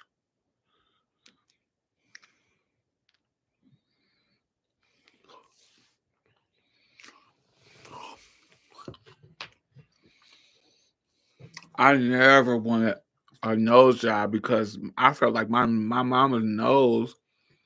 I wanted my nose to look. That's what I got from my mom. My mama's nose. I didn't want to change it.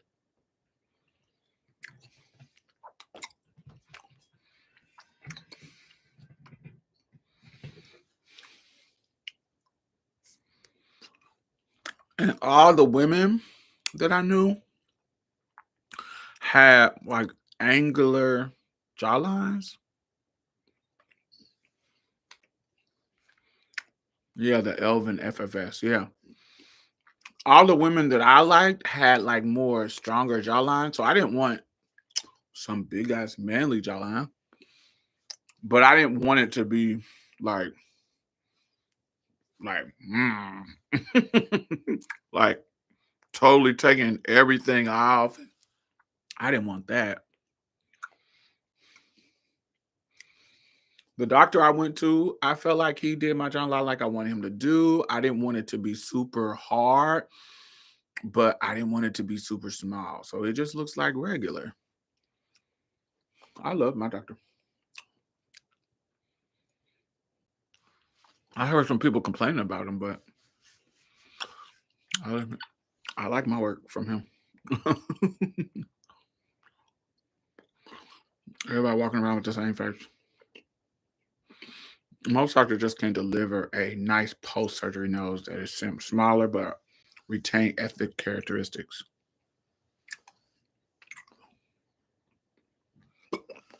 Yes, I went to Guadalajara. I went to Dr. Cardenas.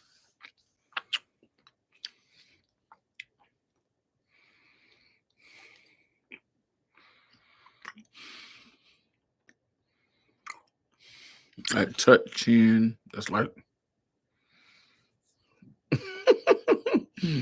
instead of it being up, it's down. I don't like my chin, but I don't hate it. But I didn't do nothing to my chin. So they just took the silicone that was there out of my chin.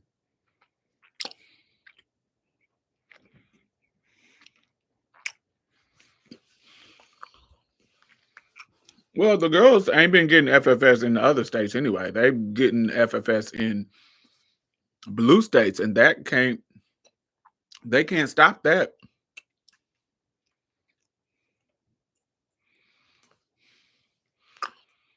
I feel like they can't stop it in the blue states.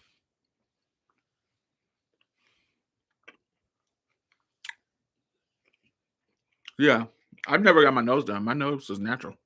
I never got my nose done ever. You look pictures of me when I was little.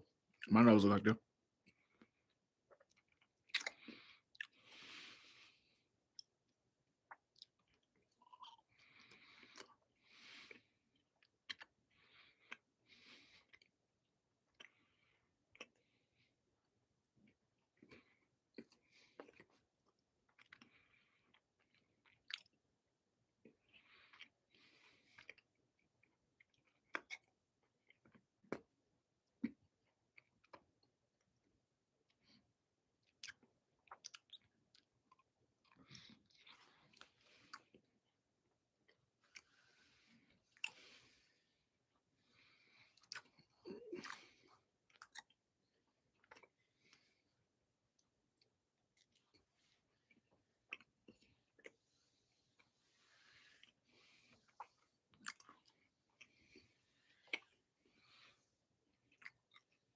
A nose can be wide but small. think I have a wide nose, but not like, I think it's regular. I feel like my nose is regular. I think what makes my nose unique is that you can, when I'm straightforward, you can see literally my nostrils. Instead of it being, some people's nose do like this. Like you can't see their nostrils unless they lift up. My nostrils, if you it just shows. Like a pig. But I like it. I love it.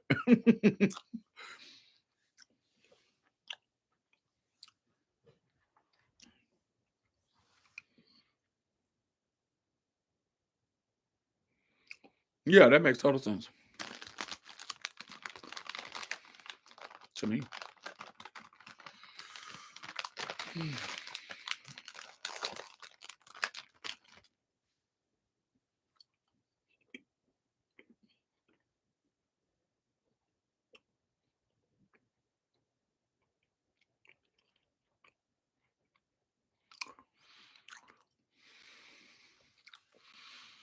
Apparently there's also ethnic vaginoplasty. Never heard it. What's the difference? What's the ethnic difference?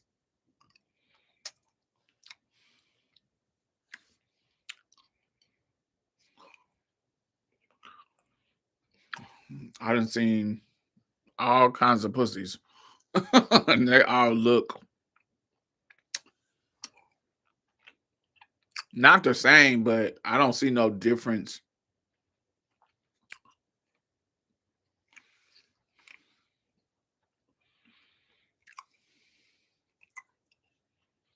Yeah, I wouldn't believe that. I think that's just a myth. Cause I done seen some black women with little everything.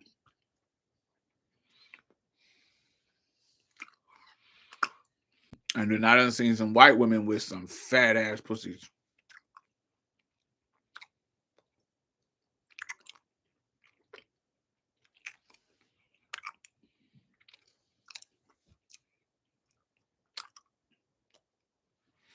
But I don't have intimate knowledge of pussies.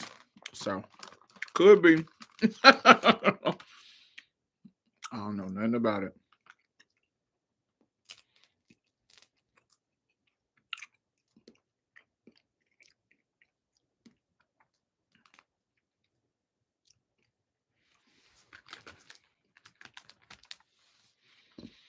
Doo-doo-doo.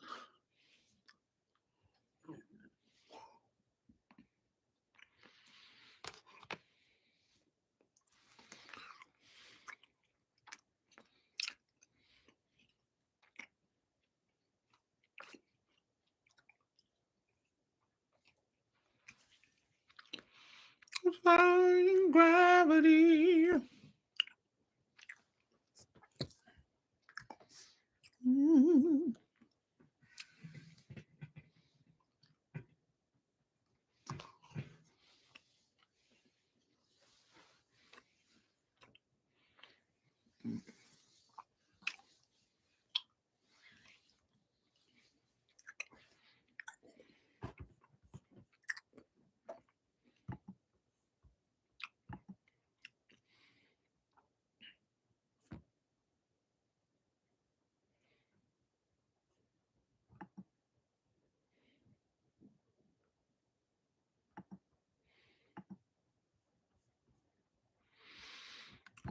Mm.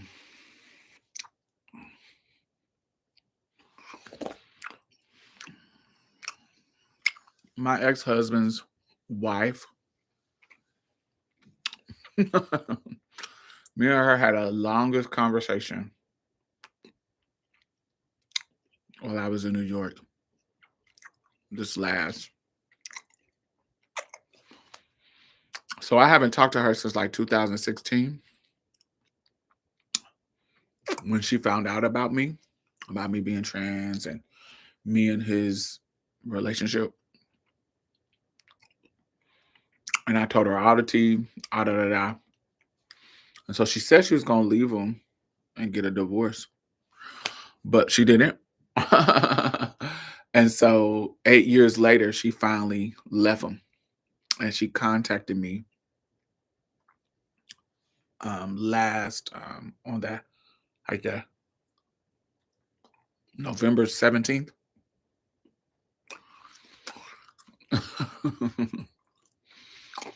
And we talked for like 4 hours. And what's crazy is I told her I was going to record it on Zoom, but for whatever reason, it switched to her Zoom. And she did let me record it, but when I was done, it didn't record. It said it was recording, but it didn't record. I was going to post it for y'all to hear us talking. But I guess the universe said, ma'am, you being messy. Relax. This man will kill you, bitch.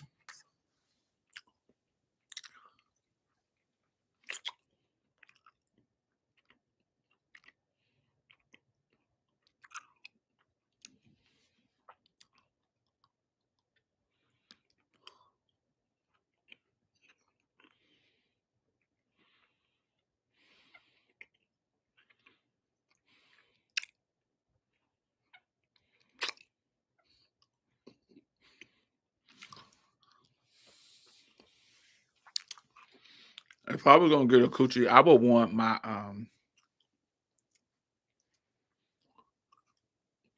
whatever that part is.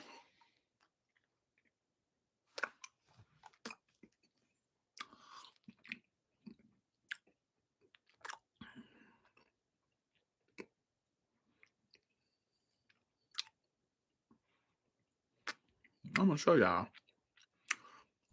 There's a picture of this coochie that I saved to my phone. I don't even like coochies, but this coochie was so pretty that I said that if I ever that I saved the picture. That's first of all, and I said if I ever get a sex change, I'm trying to show this without getting flagged. Hmm.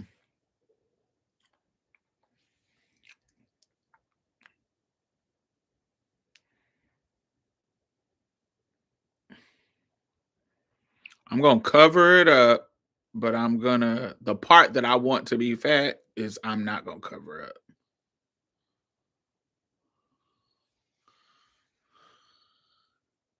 That part. That part right there.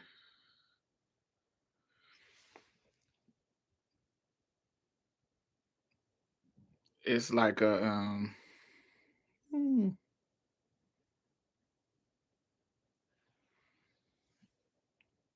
that meaty part right.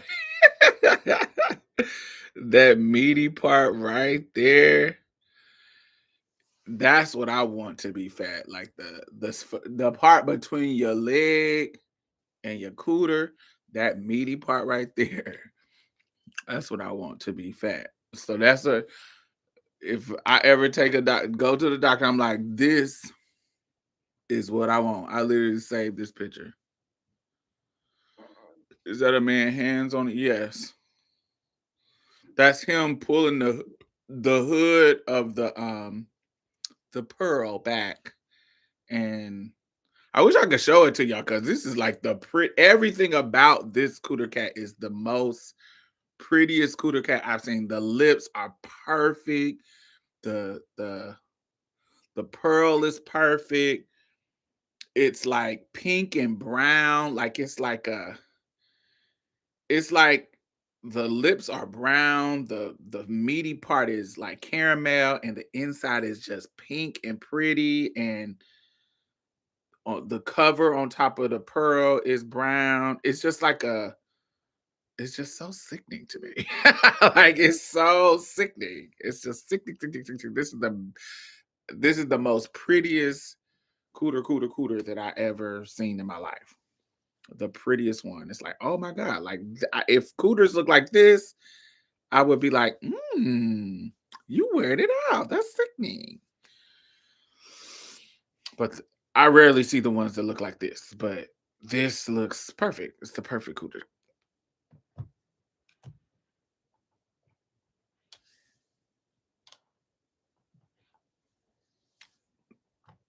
I don't know who coochie pictures this is. Who coochie picture this is.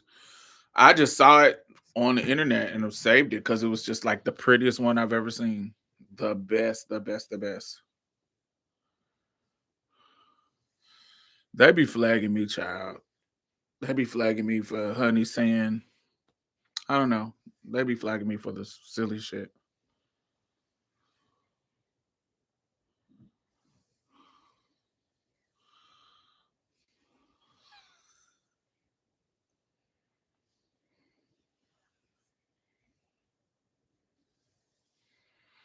Yeah, but she called and then she hit me up and told me that they were going to court. Have that extra labia skin. Yeah, that is fire. Whatever that fat meat part on the, not the lips, but the meat part. Mmm, fire.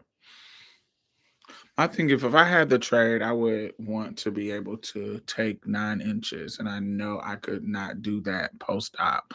I I would be so concerned about losing depth. But can't you do two surgeries to get more depth? But I also feel like the people who use that cootie cat can take more depth. Like it feels like it's like the girls who don't use it lose depth or something. I don't know. I don't know. I just don't want to have to um I just don't want the process of relearning my body, relearning how to use my body parts. That sounds like that's annoying.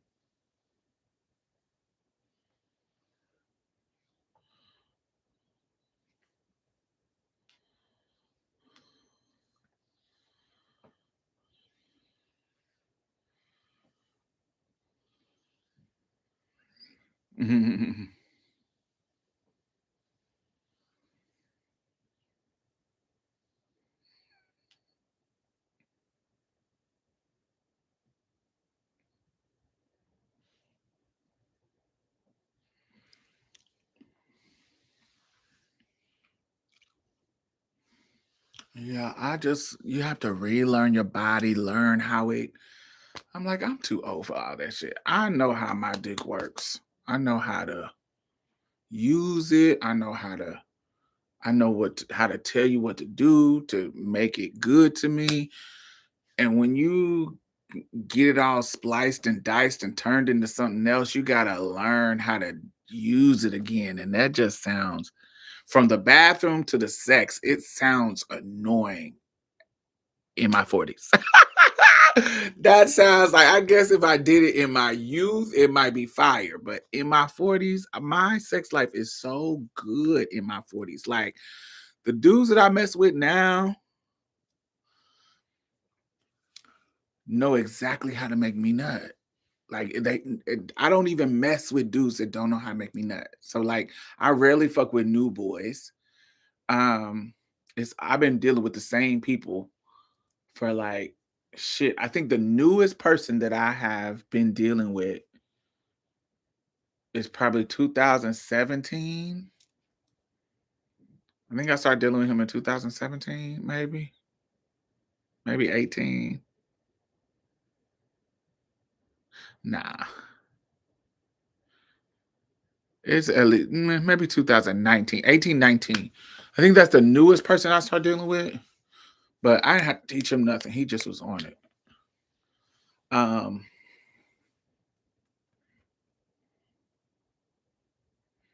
yeah, I just can't. Child, I'll still be using the back door too. Y'all not about to beat and mistreat my new little kitty like she's a feral cat. Oh no. Then my homegirl said that one time she was riding this dude and she felt and heard something pop and looked down and it was bloody. And I said, "What was that?" She said, "I don't know." She was like, "We stopped and I went to the doctor." Ooh, not you riding the trade and pop a bloody cherry, baby. No, thank you. And she said this wasn't even after, like she said, this is a while after surgery. So it wasn't like right after surgery or something like, ooh, my wounds are still girl. I was like, oh child. I would have gave my period just came on. Well, he knew her tea, so bitch, how you get a period?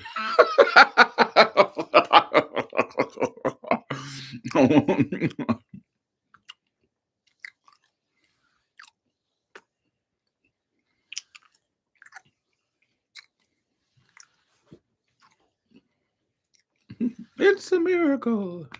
I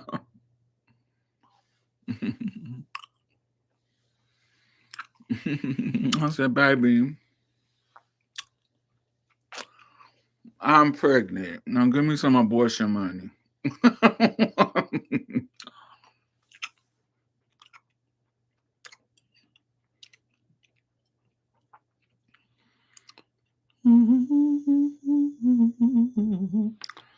Can you tie it in a knot? Can you tie it in a bow?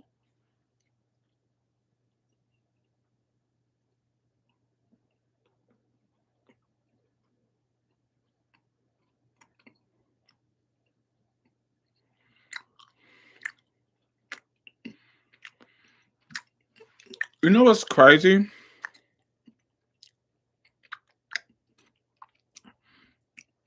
The right wing people are making fun of the girl in Wicked in a wheelchair. Like the girl in the character in a wheelchair is Nessa Rose. The girl who playing her is really in the wheelchair, and they're like making fun of her. And it's like, who raised y'all?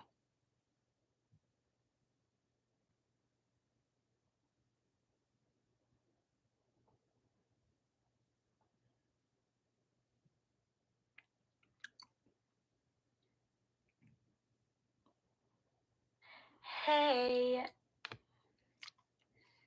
Let's listen.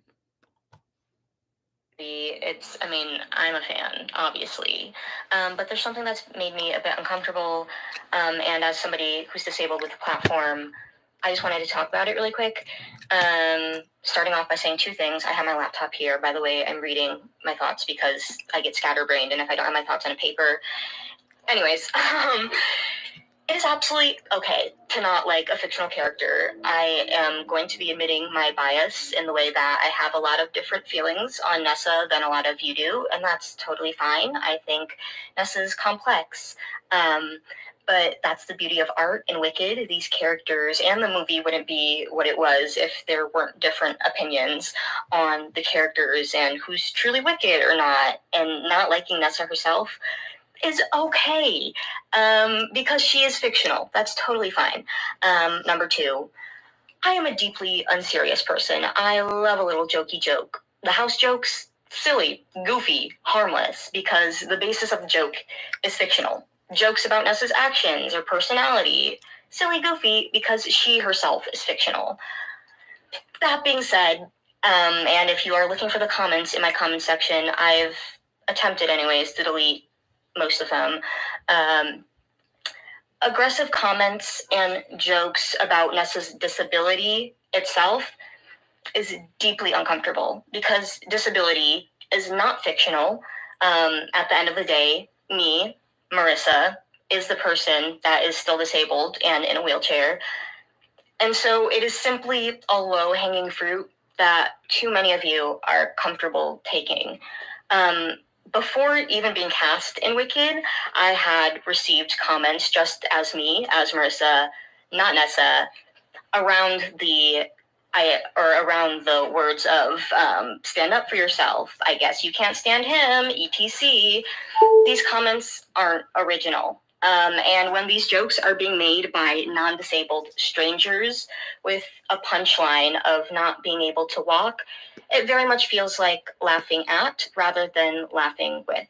And I'm literally shaking a little bit. The most frustrating part about all of this is how scared I am to even post / talk about this, which is also the bigger reason as to why I'm making this video in the first place. This goes so far beyond me, Marissa, just needing to ignore comments on the internet. These comments do not exist in a vacuum. Aggressive comments of wanting to cause harm and push Nessa out of her wheelchair, or that she deserves her disability, are two very gross and harmful comments that real disabled people, including myself, have heard before. I am scared also because I have seen firsthand what has happened to my disabled peers who are outspoken online when it comes to calling out ableism, and why jokes of standing and being a vegetable, which is a derogatory term, by the way, for disabled people, and a comment that I saw about Nessa. These disabled creators' comments are flooded with ableist comments. When speaking on ableism, they're told to just take a joke and that they're asking for too much and to stop complaining, to the point where some of my disabled peers, these disabled creators, have needed to take a break online for their own mental well-being. To state the obvious, that's not good. To wrap this up, because it's been a long one, rather than dismissing one another and claiming an experience can't be true because you personally don't feel that way about a joke that wouldn't have affected your demographic anyways, listen to the people or to the person that it is affecting and how it makes them feel. Thankfully, I'm at a place in my life today where I can recognize these jokes about disability are made out of ignorance. I couldn't say the same about Marissa 10 years ago, and it would have affected younger me a lot more. And I'm worried that a younger version of myself is somewhere on the internet and is harmed by these comments. And I'm not claiming to speak for the whole disabled community when I'm saying this, and I'm not trying to, but I do know and have seen, not in this specific instance, but similar comments be made on my disabled peers in disabled creators' videos, to the point where, again, it runs them off the internet. That's not good. Please be kind.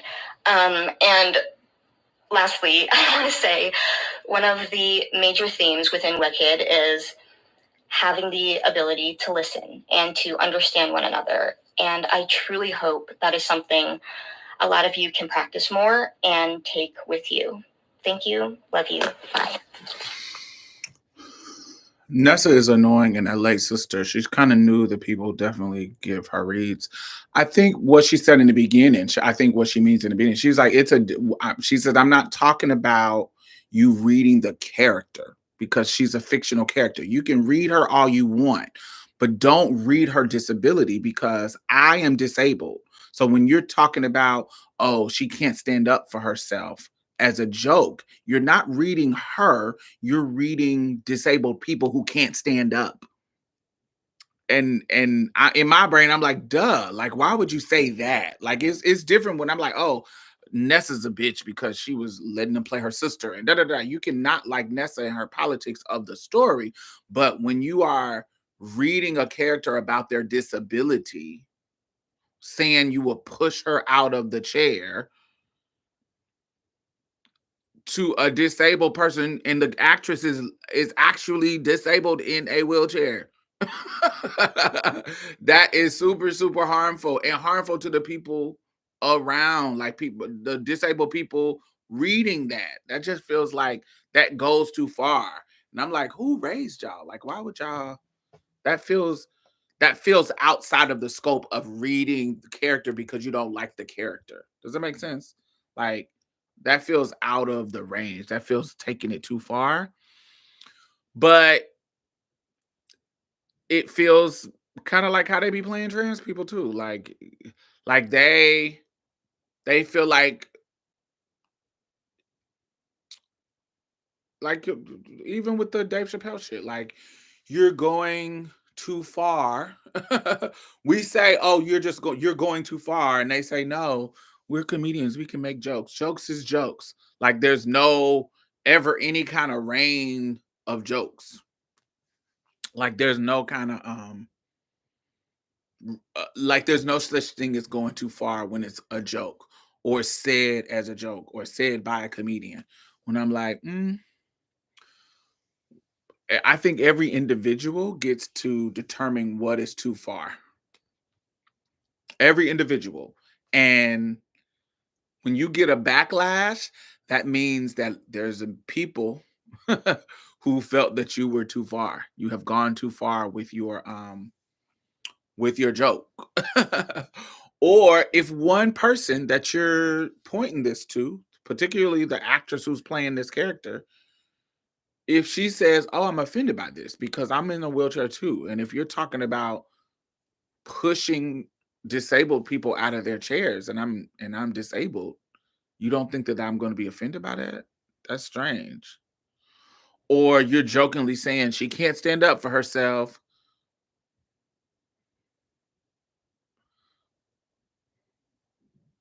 You're being late. It's just you're being tired. It just seems like it's like who raised y'all?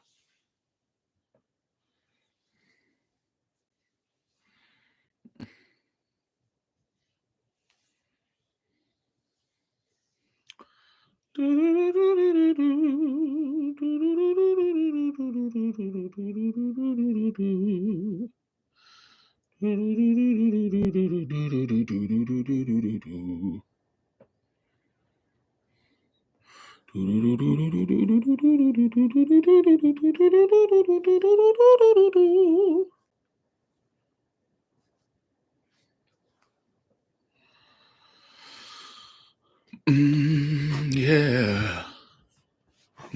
Yeah.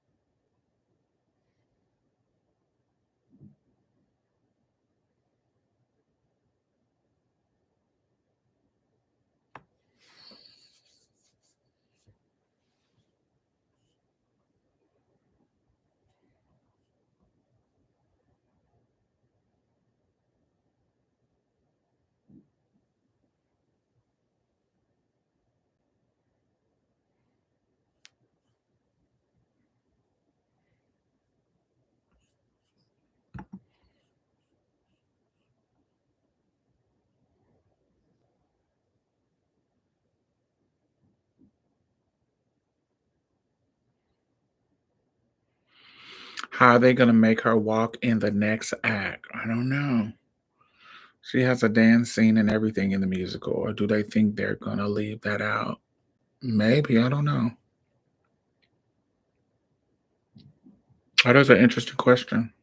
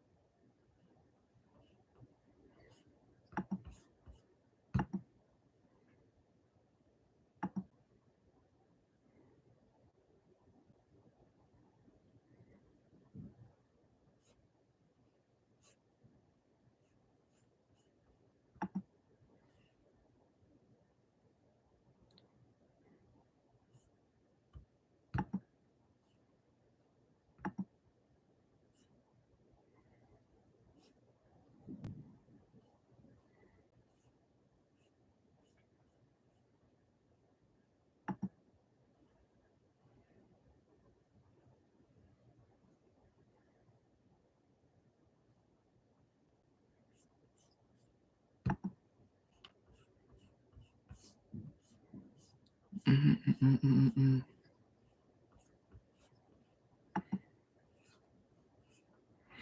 I'm watching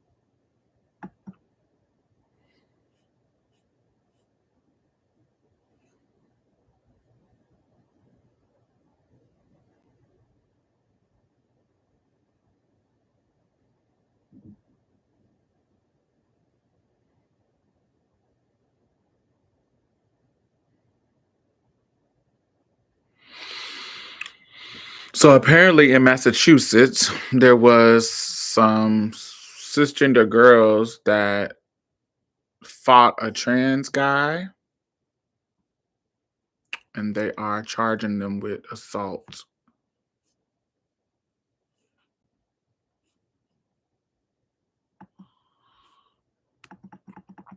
I'm gonna put the link in the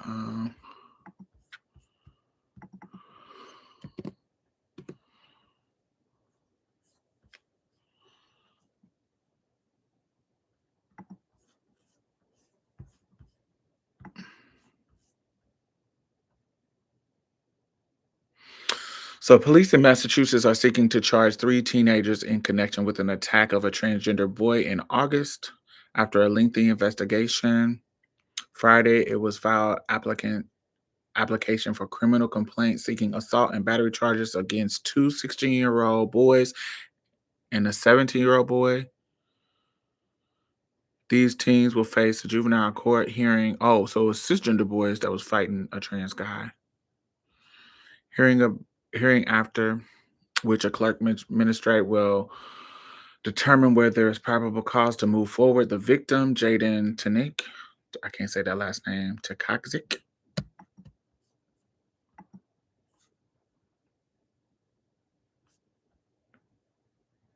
Oh, they beat him at a party.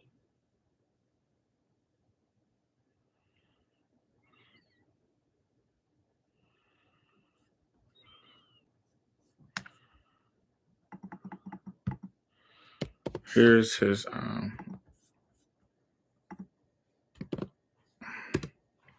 here's an article that shows him after he got in a neck brace.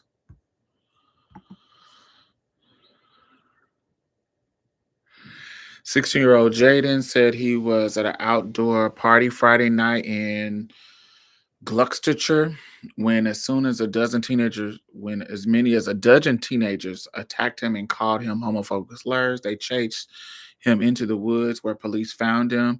He said he was taken up to a local hospital and treated for his injuries, including a broken bone under his left eye and a scratch and bruise on his body. I was scared, but I thought to myself that if I escape and get out,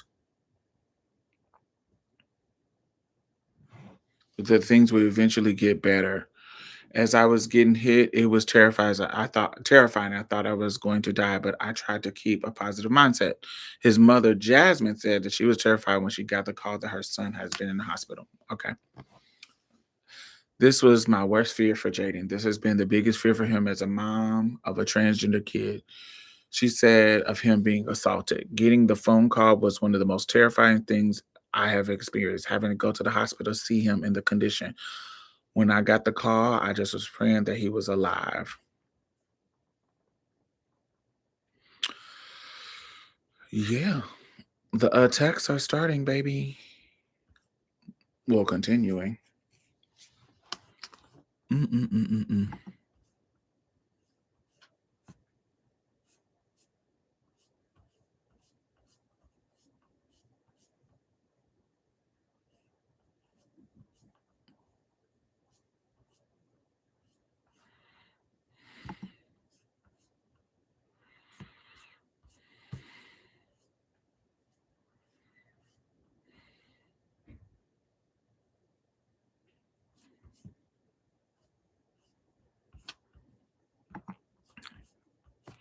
I don't give you no place to share this.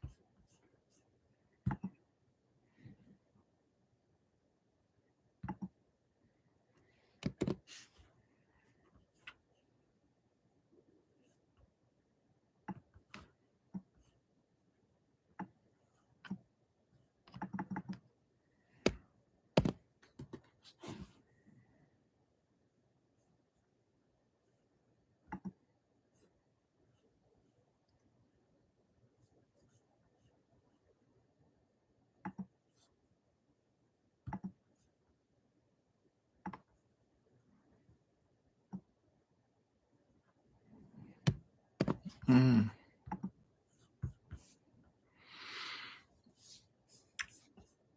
I'm trying to.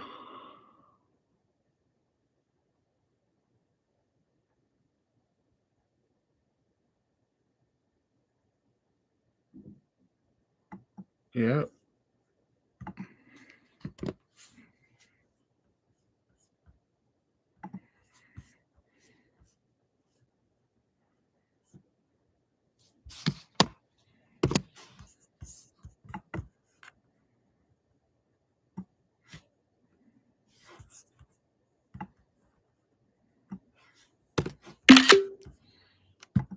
Mm,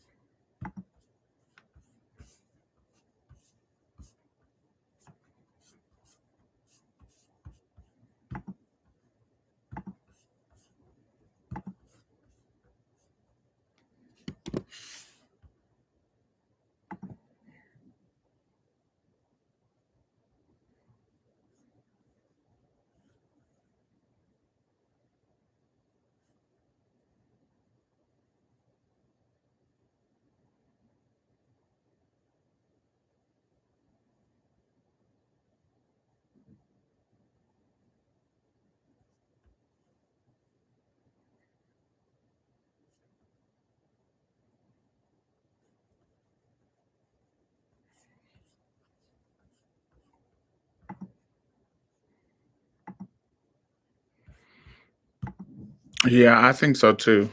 I think there's going to be a surge of violence. I'm a pessimist, so I think it's about to be a surge of a lot of stuff. I think I think it's about to get ugly, actually, real ugly.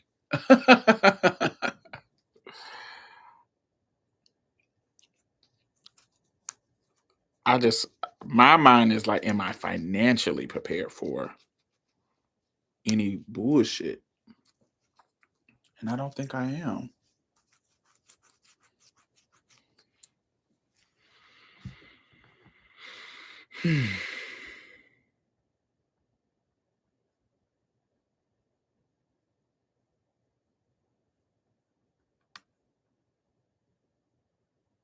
Oh, for sure.